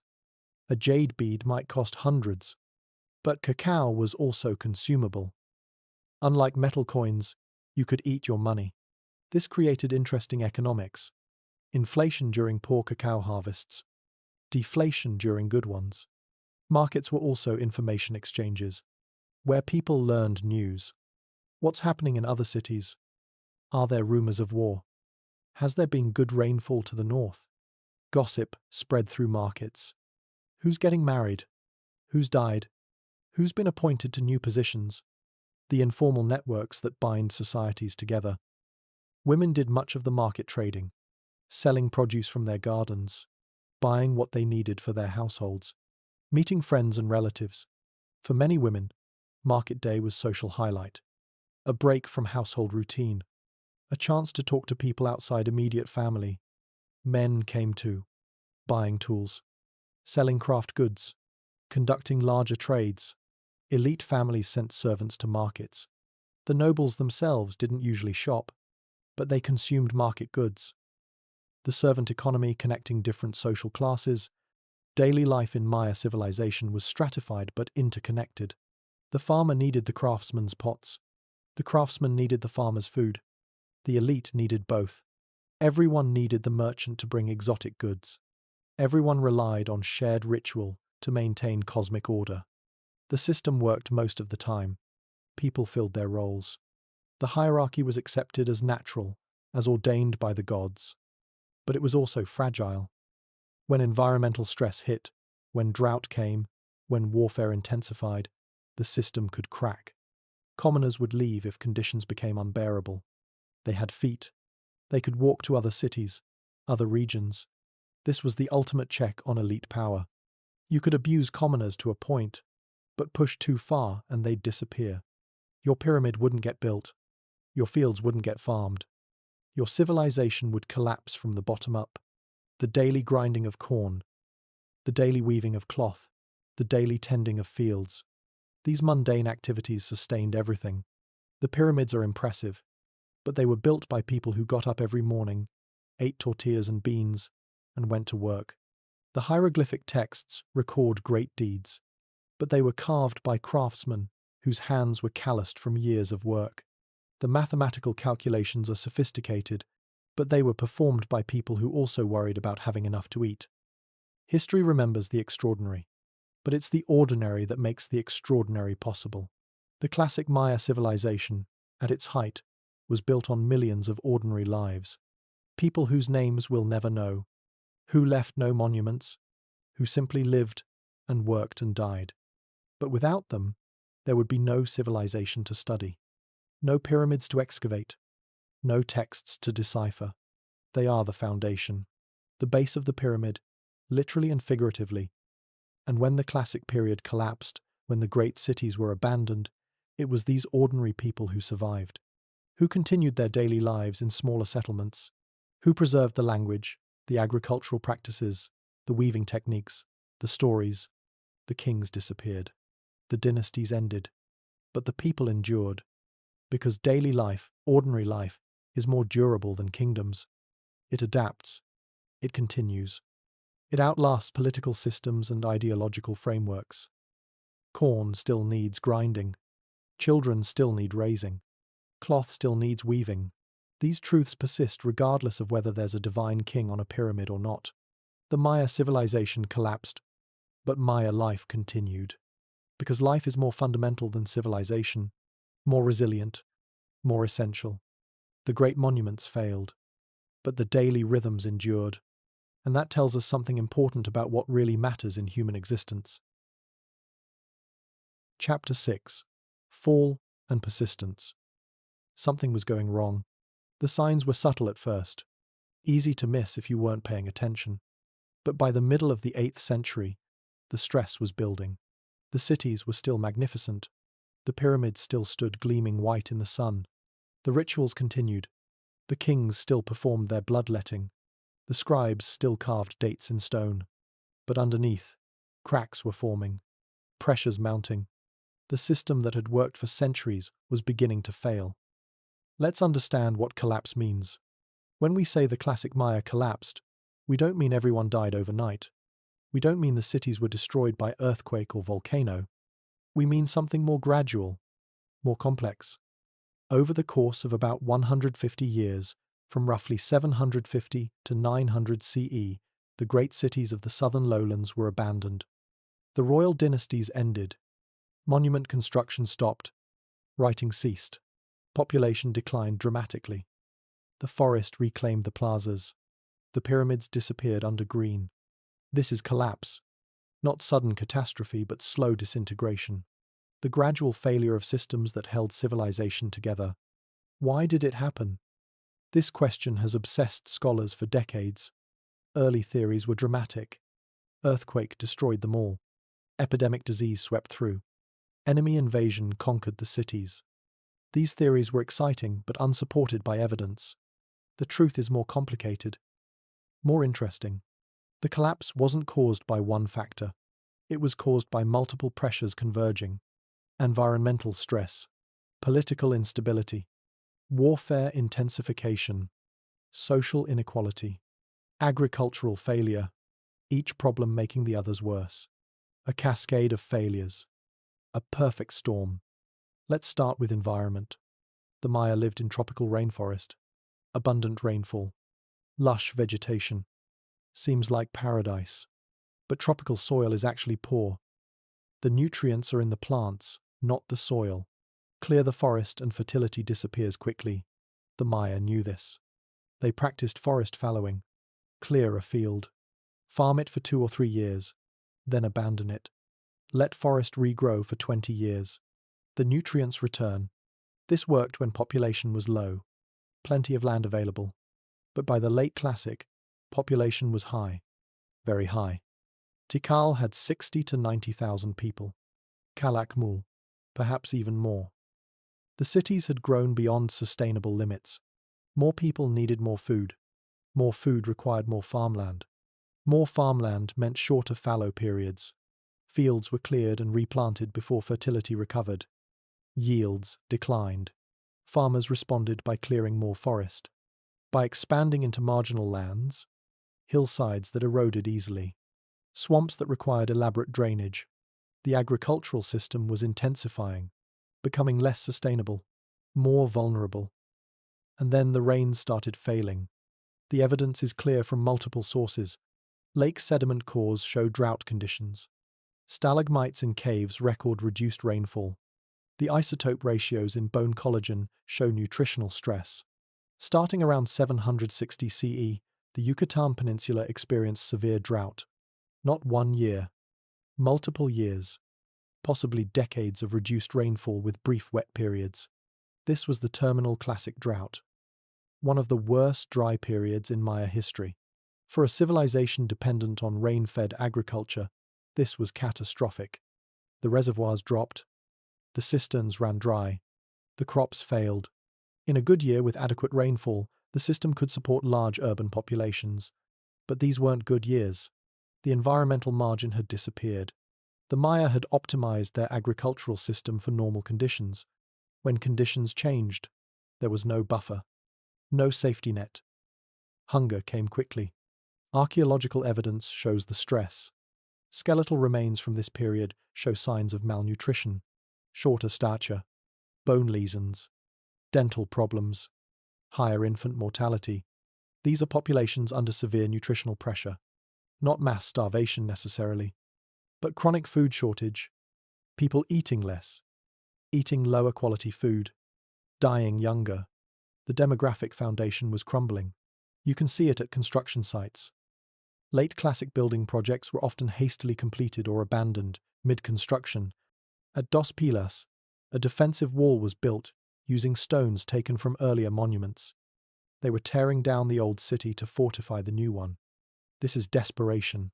This is system failure visible in architecture. But drought alone doesn't explain collapse. Other regions experienced drought without civilizational collapse. There's more to the story. The political situation was deteriorating. The Classic period had always involved warfare between cities, competition for resources and prestige. But late Classic warfare intensified, became more destructive. Earlier wars had been relatively ritualized. Raids for captives, displays of power. The goal was not to destroy enemies, but to dominate them, to extract tribute, to demonstrate superiority. But by the 8th century, warfare was changing, becoming existential. Cities weren't just raiding each other. They were trying to destroy each other. The evidence is stark. At Aguateca, the city was violently destroyed around 810 CE. Buildings were burned. The population fled. Household items were left in place. Archaeologists found obsidian blades still on workshop floors, pottery still in houses, food still in storage yards. The inhabitants left everything and ran. They never returned.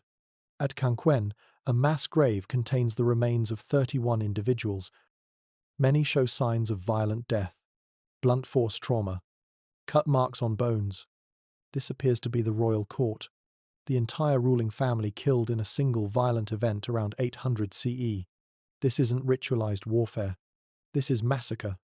Why did warfare intensify? Probably because resources were scarce. The drought was reducing agricultural productivity. Cities couldn't feed their populations. They needed food from somewhere, so they took it from weaker neighbors. But this just spread the problem. Attacking a neighboring city might solve your immediate food shortage, but it destabilized the region, displaced populations, disrupted trade networks, created refugees. The warfare became self-reinforcing. Each attack justified counterattacks. Alliances shifted. Enemies multiplied. The political landscape became chaotic, and the kings were losing legitimacy. Remember, Maya kings were divine. Their blood connected them to gods. Their rituals maintained cosmic order. They were responsible for everything, including rainfall, including successful harvests, including military victory. When the rains failed despite the rituals, when crops withered despite the ceremonies, when enemies couldn't be defeated despite the sacrifices, the entire ideology was challenged. How can the king be divine if he can't bring rain? How can his blood be sacred if the gods don't respond? The social contract was breaking. We see this in the inscriptions. Late classic texts show increasing anxiety. More rituals performed. More captives sacrificed. More elaborate ceremonies. The kings were trying harder, demonstrating their devotion, showing they were fulfilling their duties. But it wasn't working. The droughts continued. The system was failing despite correct ritual performance. This must have been terrifying. If the problem isn't that you're doing the rituals wrong, but that the rituals themselves don't work, then the entire worldview collapses. Everything you believed is wrong. The gods aren't responding. Chaos is winning. For commoners, this created impossible choices. You're hungry. Your children are hungry. The reservoir is nearly empty. The king performs bloodletting, sacrifices captives, promises the rains will come, but they don't. What do? You can stay. Hope things improve. Trust the king and the rituals. Or you can leave. Abandon the city. Go somewhere else. Find a place with better water, better land, better prospects. This decision was made over and over, by individuals and families, and increasingly, people chose to leave. The departure wasn't sudden, it was gradual. A family here, another there, the population bleeding away. Slowly at first, then faster. The wealthy left first. The elites who had options, who had connections in other cities, who could afford to move. The merchants left, following trade routes to more prosperous locations. The craftspeople left, taking their skills elsewhere. The commoners remained longest. They had the least mobility, the least options, but eventually, even they left. Or they died, or they moved to smaller settlements nearby. The great cities emptied. By 900 CE, the major cities of the southern lowlands were largely abandoned. Tikal was empty. Calakmul was empty. Palenque was empty. Copan was empty. The plazas that had held thousands were silent. The pyramids stood, but no one climbed them. The palaces that had housed royal courts were vacant. The forest began reclaiming. Vines grew over walls. Trees pushed through plaza floors. Within decades, within living memory, the cities disappeared under green, became ruins, became mysteries. Even the Maya who lived in the region lost the knowledge of who built these places. The connection was broken. But notice what I'm not saying. I'm not saying the Maya disappeared. I'm saying the cities were abandoned. The royal dynasties ended. But the people continued. They moved. They adapted. They survived. In the northern Yucatan, cities continued thriving.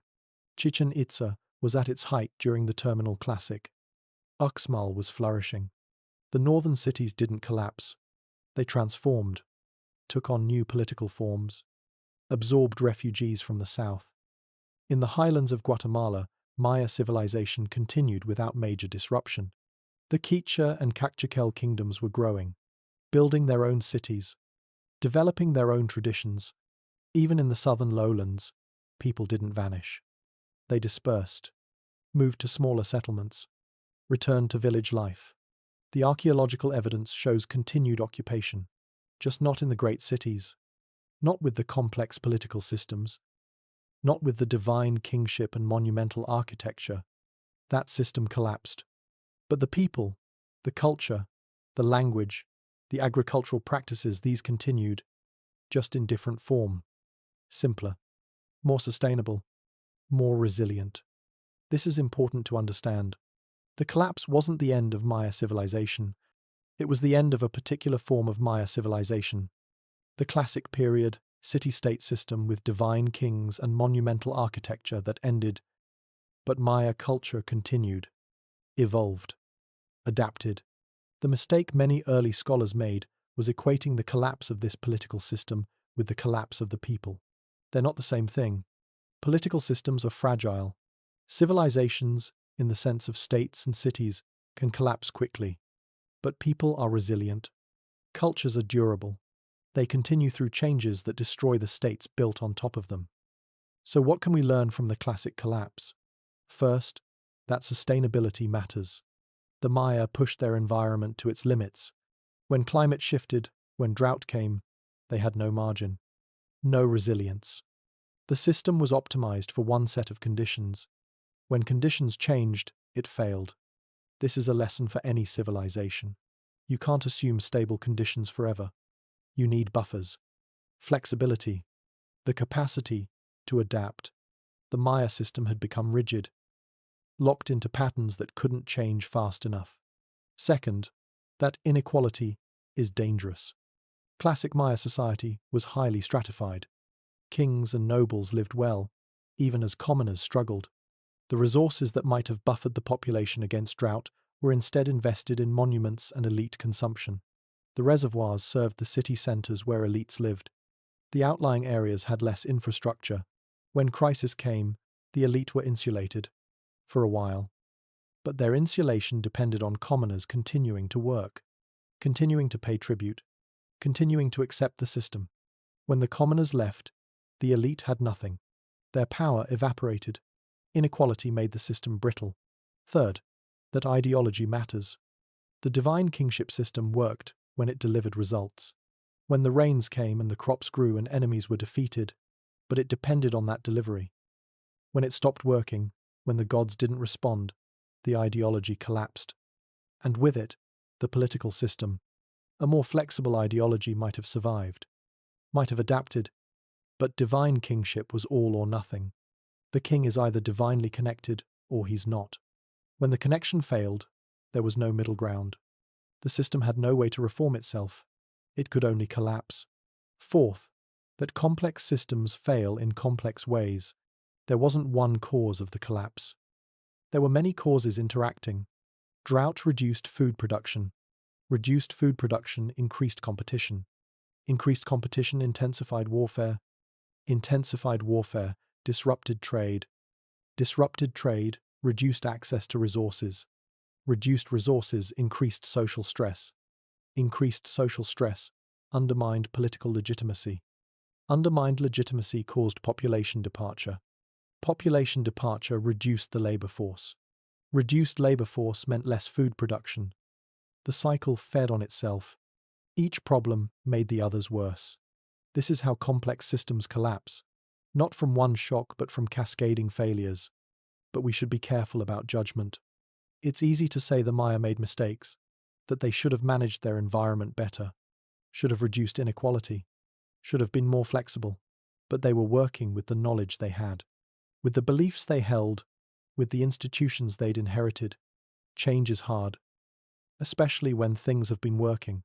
When your civilization has been successful for centuries, why would you radically change?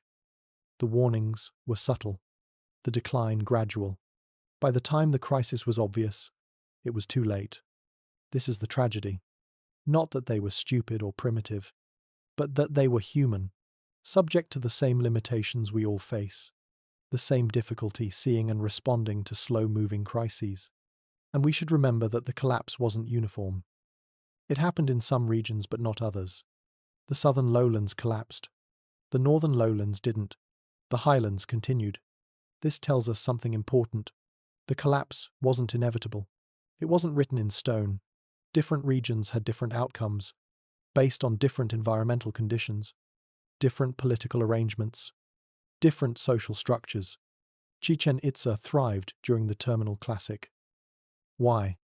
Probably because the northern Yucatan had different water resources. Cenotes that didn't dry up even during drought. Underground rivers that continued flowing. The north had environmental buffers the south lacked. Chichen Itza also had different political organization. Instead of one divine king, it seems to have had a council of elites. Multiple joint rule, the texts suggest. Power was distributed. No one person was responsible for everything. This probably made the system more flexible. If one leader failed, others could step in. The ideology didn't depend on one person's divine connection. This structural difference might explain why the North survived when the South collapsed. Political organization matters. Resilient systems distribute power and risk. The post-classic period that followed the classic collapse was different. Smaller cities, different architectural styles, more trade-focused, less emphasis on divine kingship, more on practical governance. The culture didn't disappear. It transformed, adapted to new realities. The monumental stele recording royal genealogies stopped, but other forms of art continued. Pottery remained sophisticated. Murals showed complex narratives. Codices recorded knowledge. The intellectual tradition continued, even if the political expression changed. Mayapan, which rose to dominance in the 13th century, shows the new pattern. It was a walled city. Defensive walls around the entire urban core. This is new. Classic cities rarely had walls. They didn't need them. But post-classic was different. More insecure. More violent. The walls show it. Inside, the city was densely packed. Buildings close together. Narrow streets. Less monumental architecture. More practical. More focused on defense and trade than religious display. The pyramid at Mayapan is smaller than classic pyramids. Less impressive. But the city functioned. Housed tens of thousands. Coordinated trade networks. Maintained political control over much of the northern Yucatan. The highland Maya kingdoms of the post-classic were also thriving. The Quiché capital of Cumarcaaj was a major city. The Cacchiquel capital of Iximche was another. These cities were different from classic lowland cities. More compact, more fortified, built on defensive hilltops. The warfare was constant. The Popol Vuh, the Quiché creation text, is also a political history. It records wars between highland kingdoms, alliances and betrayals, conquests and rebellions. This was a militarized society, more overtly violent than the classic period, but also sophisticated, literate, artistic. The highland kingdoms maintained hieroglyphic writing, painted codices, carved monuments. The tradition continued, and then came the Spanish. But that's another kind of collapse. External, imposed. The post-classic Maya cities were functioning when Europeans arrived. They were conquered, not collapsed from internal pressures.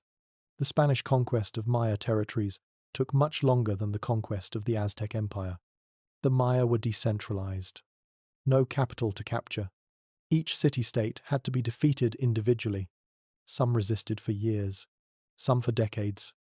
The last independent Maya kingdom, Noychpeten on an island in Lake Petén Itzá, didn't fall until 1697, almost 200 years after Columbus.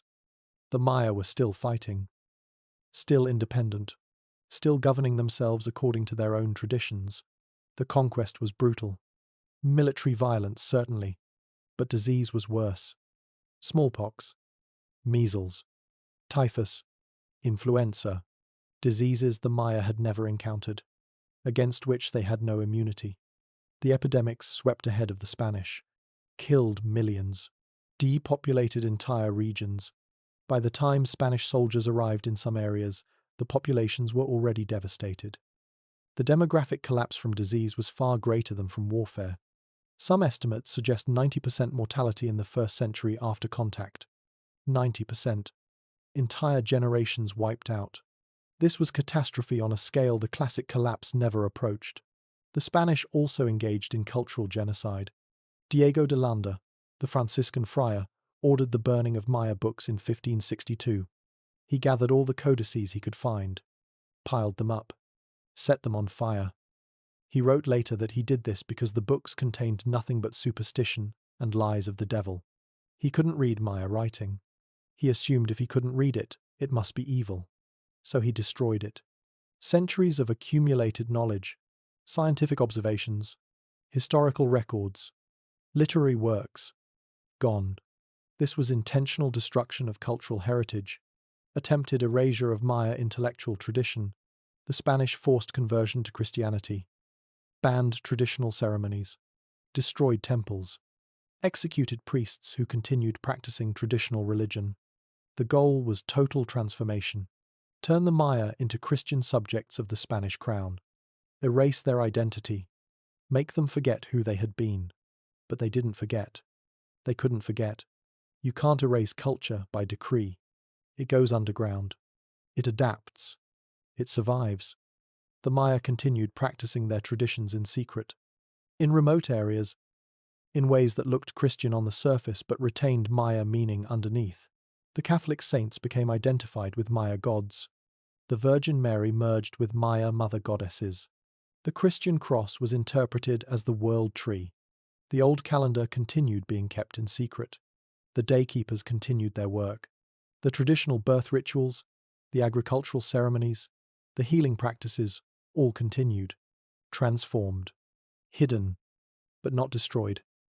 This cultural resistance was remarkable, sustained over centuries. Despite persecution, despite marginalization, despite every attempt to erase it. The colonial period was exploitation. The Spanish established encomienda system, forced labor. Maya communities had to provide workers for Spanish estates and mines, had to pay tribute in crops and goods, were tied to the land, couldn't leave, couldn't refuse. This was essentially slavery with legal cover. The Maya died in mines, in fields, from overwork and disease and despair. The population that had survived the epidemics was ground down by colonial exploitation. But they endured. Maya communities maintained their languages, their agricultural practices, their family structures, their sense of identity. They were colonized but not erased, not absorbed. They remained Maya. This persistence through centuries of oppression is extraordinary. It speaks to cultural strength, to the depth of Maya identity, to the will to survive as a people, through everything, through collapse and conquest, and exploitation, and attempted genocide. The Maya continued. The 19th century brought new violence. The caste war of Yucatan began in 1847, a Maya uprising against Mexican rule, against generations of oppression. The war lasted over 50 years, was one of the longest indigenous resistance movements in the Americas. The Maya rebels established independent territory, created their own governance structures, revived traditional religion. The talking cross cult emerged, a religious movement that combined Catholic and Maya elements, that provided spiritual justification for resistance. The Mexican government eventually suppressed the rebellion, but it took decades. The Maya fought with determination born of desperation.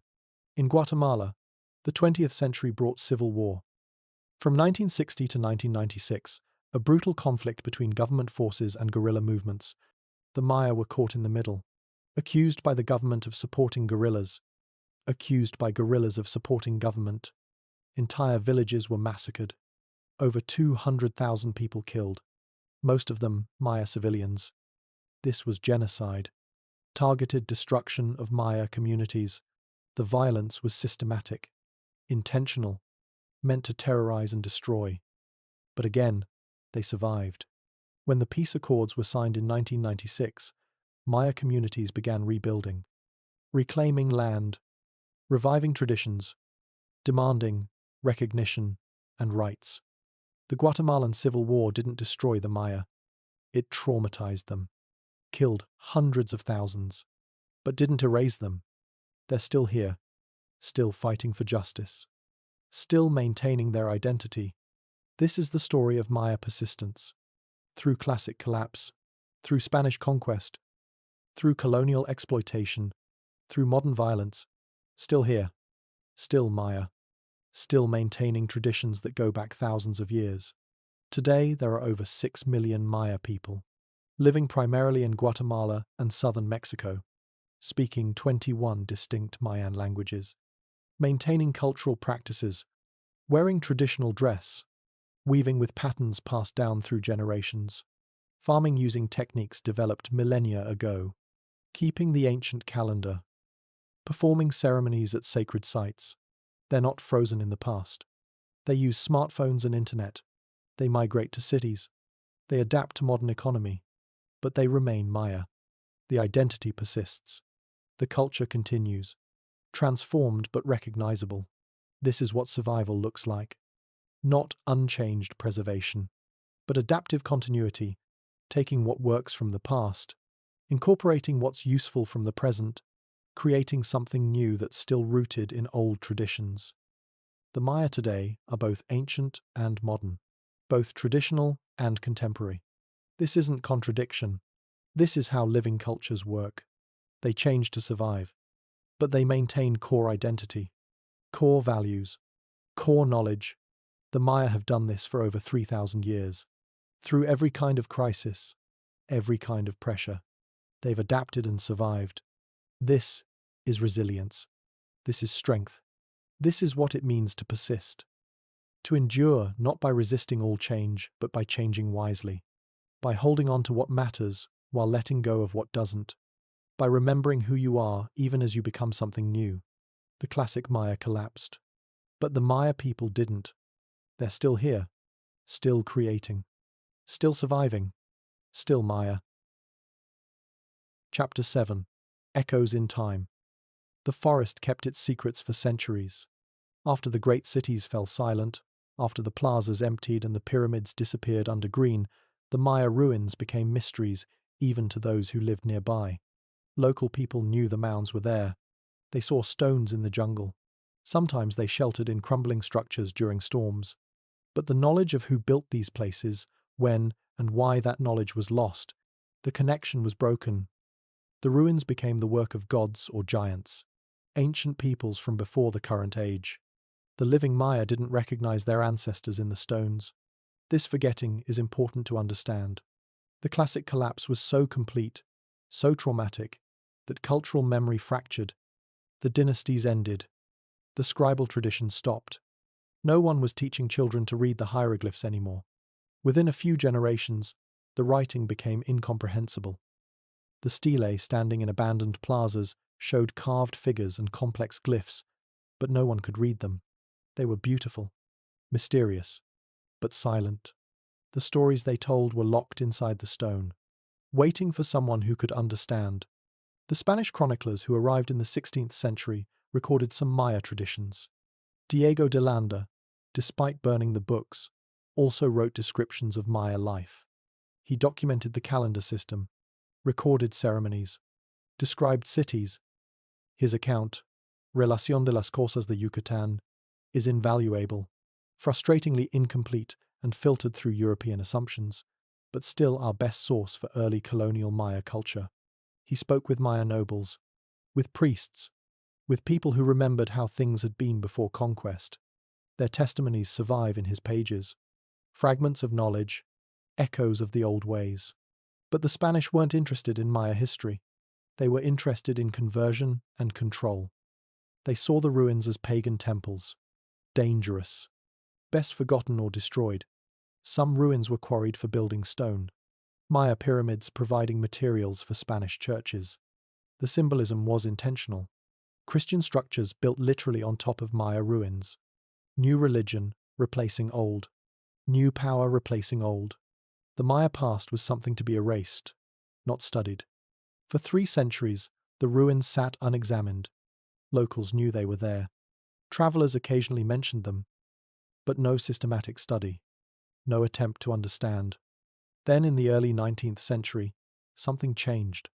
European and American interest in ancient civilizations was growing. Archaeology was emerging as a field. People were excavating in Egypt, in Greece, in Mesopotamia, and some began to wonder about the American past, about the mysterious ruins in the jungles of Central America. John Lloyd Stevens was a New York lawyer and amateur antiquarian. Frederick Catherwood was a British architect and artist. In 1839, they travelled to Central America. Their goal was to see the ruins they'd heard about, to document them, to bring knowledge of these places to the wider world. What they found astonished them. Pyramids rising from the jungle, elaborate sculptures, hieroglyphic inscriptions, architecture of sophistication and beauty. This wasn't the work of savages. This was high civilization, complex, advanced, abandoned for unknown reasons but clearly magnificent in its time. Stevens wrote books about their travels. Incidents of travel in Central America, Chiapas, and Yucatan. Incidents of travel in Yucatan. Published in the early 1840s. Bestsellers in their time. Stevens wrote engagingly, with enthusiasm, with genuine respect for what he was seeing. He didn't know who built these cities. He speculated they might be related to the contemporary Maya, but wasn't sure. The connection wasn't obvious. The modern Maya were poor farmers and laborers under Spanish and then Mexican rule. How could they be descendants of whoever built these magnificent cities? Catherwood's illustrations were crucial. He was a skilled artist. He drew the ruins with accuracy and detail. His lithographs showed pyramids emerging from jungle, stelae covered in carvings, architectural details. The images brought the ruins to life for people who would never visit, made them real. Showed they weren't myths or exaggerations but actual places, actual achievements. The books created sensation. Suddenly, everyone was talking about the Maya, about these lost cities, about this mysterious civilization, but talking wasn't understanding. The ruins were documented but not explained. Who built them? When? Why were they abandoned? What did the hieroglyphs say? These questions remained unanswered. The glyphs in particular were frustrating. Obviously writing, obviously recording information, but in a system no one could read. The key was missing. Without it, the glyphs were just beautiful patterns, meaningless. The Maya past remained locked behind language barrier. Early attempts at decipherment went nowhere.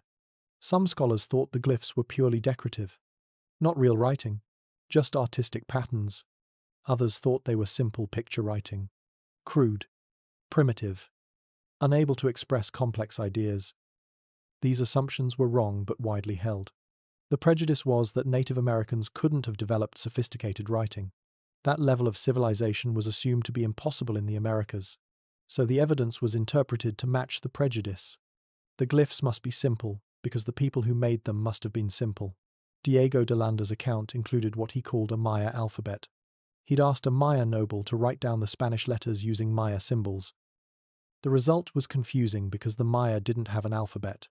They had a mixed system of logograms and syllabic signs. But Landa interpreted it as alphabet. His alphabet was mostly wrong. But it was something, a Rosetta Stone of sorts. If anyone could figure out how to use it, for centuries no one could. Scholars looked at Landa's alphabet, looked at the glyphs, couldn't make the connection. The system remained locked. A few glyphs were identified. Numbers were relatively easy. The bar and dot notation was clear once you understood it. Calendar glyphs were partially deciphered. The day names, the month names, some dates could be read, but the texts themselves, the narratives, the historical content, remained mysterious. The breakthrough came from an unexpected source. Yuri Knorozov was a Soviet linguist. During World War II, he'd been a soldier in the Red Army. When Soviet forces entered Berlin in 1945, Knorozov found himself in a library with books on Maya writing. He took copies, brought them home. After the war, he started studying. He approached the problem differently than Western scholars. He wasn't constrained by their assumptions. He looked at the statistical patterns in the glyphs, noticed that the number of distinct glyphs was too large for pure alphabetic system, but too small for pure logographic system. This suggested mixed system, some glyphs representing words, others representing sounds. In 1952, Konorazov published his findings. He'd identified the phonetic principle, shown that Maya glyphs could represent syllables, that you could use multiple glyphs to spell out words syllabically. This was the key, the breakthrough that unlocked the system. But Western scholars were skeptical. This was Cold War. Norazov was Soviet. His work was dismissed. Not necessarily wrong, but distrusted. Political tensions interfering with scholarship. Then Tatiana Proskuryakov made another crucial discovery. She was a Russian-American archaeologist working at sites in Guatemala and Mexico. In 1960, she published an analysis of inscriptions at Piedras Negras. She noticed patterns, dates grouped in ways that matched human lifespans, events that repeated every generation or so. She realized the monuments weren't recording astronomy or mythology. They were recording history, the births, accessions, wars, and deaths of rulers, real people, real events. The texts were historical records. This transformed Maya studies. Suddenly the inscriptions had specific meaning. They weren't abstract or mythological. They were biographical, genealogical, political. The Maya had written their own history, carved it in stone, left it for whoever could read. And now, finally, people could read. The combination of Norazov's phonetic principle and Proskuryakov's historical framework unlocked the texts. Decipherment accelerated, more glyphs identified, more texts read, more history recovered. By the late 20th century, scholars could read perhaps 70 to 80% of Maya hieroglyphs. The names of kings emerged. Jasor, Chankawil of Tikal, Kinich, Janab Pakal of Palenque, 18 Rabbit of Copan. These weren't anonymous rulers anymore.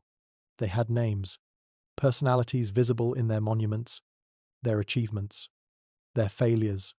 The texts told stories of war and alliance, of dynastic competition, of ritual and sacrifice. The Maya past came alive, became specific, became knowable. Modern technology has accelerated rediscovery. LiDAR light detection and ranging uses laser pulses from aircraft to map terrain. The lasers penetrate jungle canopy, reveal ground surface even under dense vegetation. When archaeologists started using LiDAR in Maya regions, the results were stunning. Thousands of structures previously unknown, entire cities hidden under forest, road networks connecting sites, agricultural terraces covering hillsides. The scale of Maya civilization became clear. It was far larger than anyone had imagined. A LiDAR survey of the P10 region in 2018 revealed over 60,000 structures, pyramids, palaces, houses, fortifications, causeways, reservoirs. The survey covered only a small portion of the Maya area, but found evidence suggesting populations far higher than previous estimates. Perhaps 10 to 15 million people at Classic Period peak. This wasn't sparse civilization. This was urban density comparable to ancient Rome or medieval Europe. The Maya built metropolises in the jungle, sustained massive populations, created complex urban landscapes that we're only now beginning to understand. The technology has also revealed warfare evidence. Defensive walls around sites, moats, palisades, burned structures, sites positioned for defense. The peaceful Maya theory, popular in mid-20th century, is completely overturned. The Maya were not peaceful astronomers contemplating cosmos in serenity. They were competitive city-states engaged in constant political and military maneuvering. The LiDAR shows fortifications everywhere, shows cities prepared for attack, shows the military reality of Maya civilization. But technology isn't the whole story. Traditional archaeology continues. Excavation, analysis, careful study of artifacts and contexts. And increasingly, Maya people themselves are involved in studying their past. Indigenous archaeologists, Maya scholars, people with cultural connection to the sites. They bring different perspectives, different questions, different interpretations. This has enriched Maya studies immensely, made it less about outsiders examining exotic ruins and more about descendants reclaiming their heritage. Sites are being conserved and interpreted, turned into archaeological parks. Tikal in Guatemala is UNESCO World Heritage Site. receives hundreds of thousands of visitors annually. Chichen Itza in Mexico is one of the new seven wonders of the world. Millions visit. The ruins that sat forgotten for centuries are now tourist destinations, economic assets, sources of pride. This has complicated effects. Tourism provides income, creates jobs, generates interest, but it also threatens sites. Foot traffic damages structures. Commercial development encroaches. The balance between access and preservation is difficult. Maya communities living near sites often have complex feelings, pride in their ancestors' achievements, but also frustration at not benefiting more from tourism, at sites being controlled by governments rather than local communities, at their heritage being commodified for outsiders' entertainment. These tensions are real. Who owns the Maya past? Who has right to interpret it? To profit from it? These questions don't have easy answers. Some Maya communities are taking control, establishing their own tourism cooperatives, training their own guides, telling their own stories about the sites. This is important. For too long, Maya history was interpreted by outsiders, filtered through foreign perspectives. Maya voices were absent or marginalized. Now that's changing. Slowly, Maya people are reclaiming their narrative, asserting their right to interpret their own past. The sacred sites are particularly sensitive. Many ruins are still used for ceremonies. Modern Maya perform rituals at pyramids and plazas. Offerings are made. Prayers are spoken. The sites aren't just archaeological remains.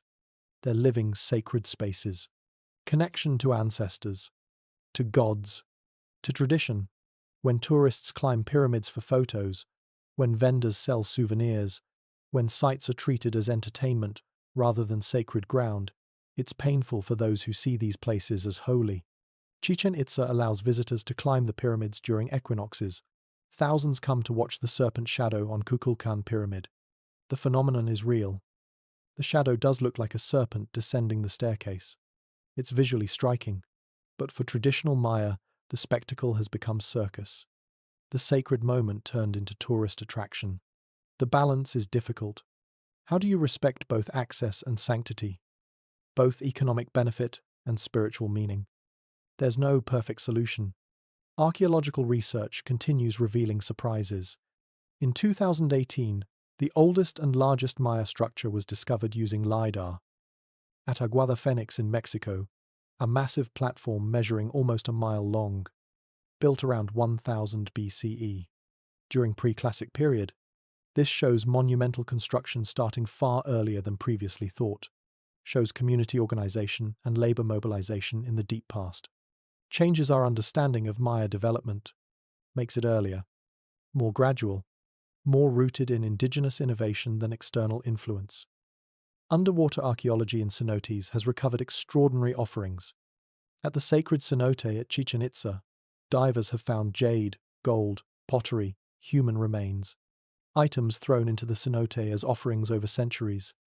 The oxygen-free water preserved organic materials, textiles, wood, rubber, materials that normally decay.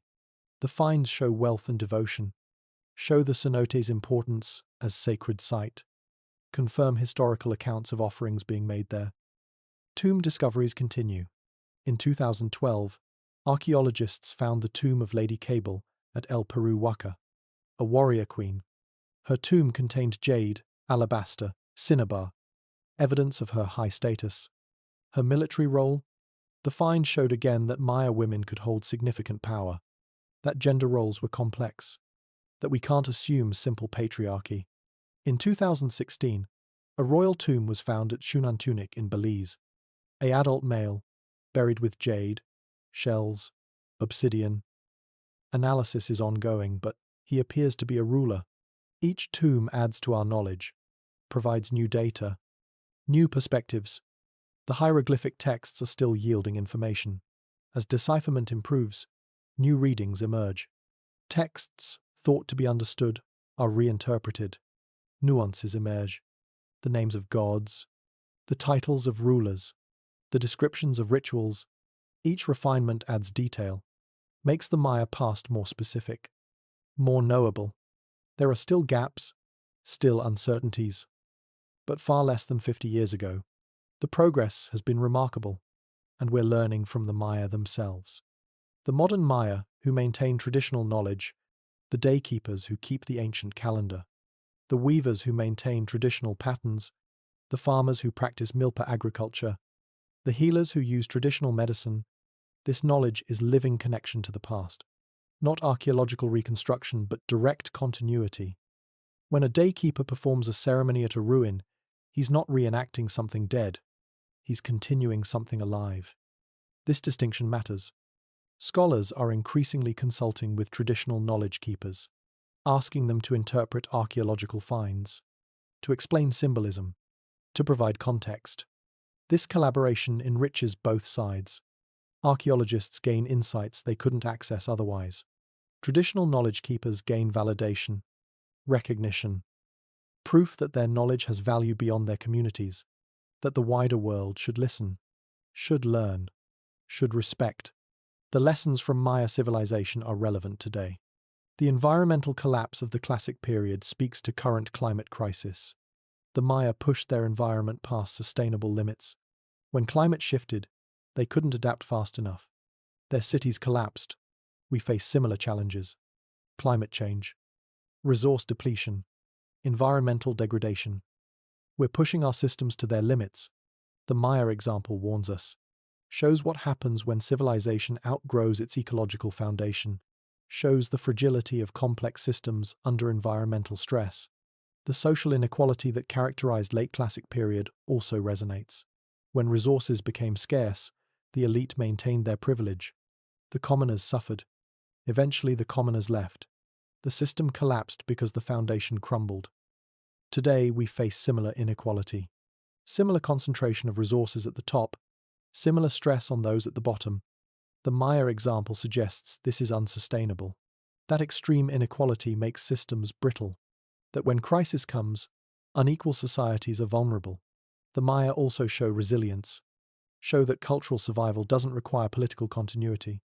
The classic cities fell, but the Maya continued. They adapted, transformed, survived. For over 1,000 years since the classic collapse, Maya people have maintained their identity. Through conquest and colonization, through attempted genocide, through marginalization and exploitation, they're still here, still Maya. This is lesson in persistence, in the strength of cultural identity, in the human capacity to endure. The Maya past is also lesson in humility.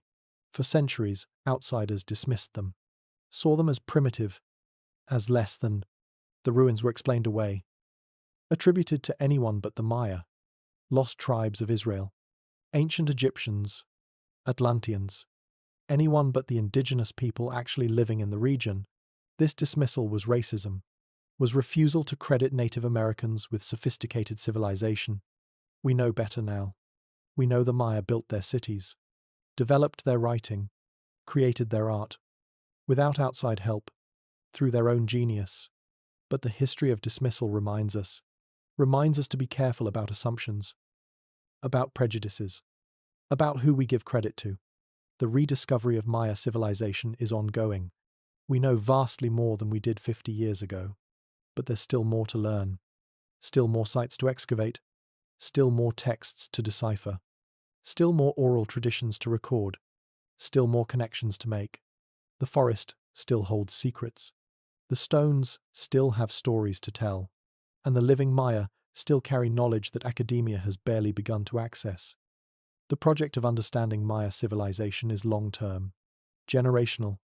It will continue for decades, for centuries perhaps, each generation adding to the knowledge, refining the understanding, getting closer to seeing the Maya as they saw themselves. What we see now, looking back across the centuries, is civilization of extraordinary achievement. The Maya built cities without metal tools or wheeled vehicles or beasts of burden. They developed sophisticated mathematics and astronomy. They created beautiful art. They maintained complex political systems for over 1,000 years. They adapted to one of Earth's most challenging environments. And when that adaptation failed, when their civilization collapsed, the people survived, transformed, continued. The pyramids still stand, the glyphs still speak, the calendar still turns, and the Maya people still live. Still practice traditions rooted in the ancient past. Still maintain connection to ancestors who built the pyramids. Still remember who they are. This is what survives. Not just stones and artifacts, not just archaeological remains, but living culture, living people, living connection to the past. When you stand in the Great Plaza at Tikal, when you look up at the pyramids rising above the jungle canopy, when you hear the howler monkeys calling in the distance, you're not just seeing ruins, you're seeing the achievement of people not so different from yourself. People who wanted to build something lasting, who wanted to honor their gods and ancestors, who wanted to leave something behind, something that would speak across time. Say we were here, we mattered, we created something beautiful, and they succeeded. Despite collapse, despite conquest, despite everything, they succeeded. The pyramids stand, the stones speak, and we hear them. Across 1500 years, across cultural chasms, across language barriers, we hear the Maya saying, I am king. I conquered my enemies. I honored the gods. I maintained cosmic order. I did my duty. Remember me. And we do remember. We stand in the plazas they built. We read the words they carved. We try to understand, try to see through their eyes. Try to know what they knew. The project is never complete. We'll never fully understand. There's too much lost, too much forgotten, too many books burned, too many voices silenced. But we can try. We can listen to what remains, to the stones and the living people, to the archaeology and the oral traditions, to the past and the present interweaving, creating something new, new understanding, new appreciation, new respect. The Maya aren't gone. They're not lost. They're not mysterious in the sense of unknowable. They're here, 6 million strong, speaking their languages, maintaining their traditions, living their lives, connected to the past but not trapped by it, creating their future while honoring their history. This is what continuity looks like, what survival means, what resilience achieves. The ability to persist, to adapt, to remain yourself while becoming something new, to honor ancestors while living in the present, to remember the past while building the future. Stand in the jungle at dawn, watch mist rising from the stones, listen to the forest waking, feel the weight of time. All those centuries, all those generations, all those lives lived in this place, building and farming, creating and destroying, loving and fighting, being human in all its complexity, all its contradiction, all its beauty and violence and wisdom and foolishness, all of it here, all of it still present in these stones, still echoing in the forest, still alive in the people who call themselves Maya. This is what we've discovered. Not just ruins, not just artifacts, but connection. To people across time, to civilizations that rose and fell, to the eternal human project of trying to build something meaningful, something lasting, something worth remembering. The Maya did that. Despite everything, through everything, they built something that lasts, that speaks, that matters, and we're still listening, still learning, still trying to understand. The conversation continues. Across centuries, across cultures, the Maya speaking, and we, finally, learning to hear.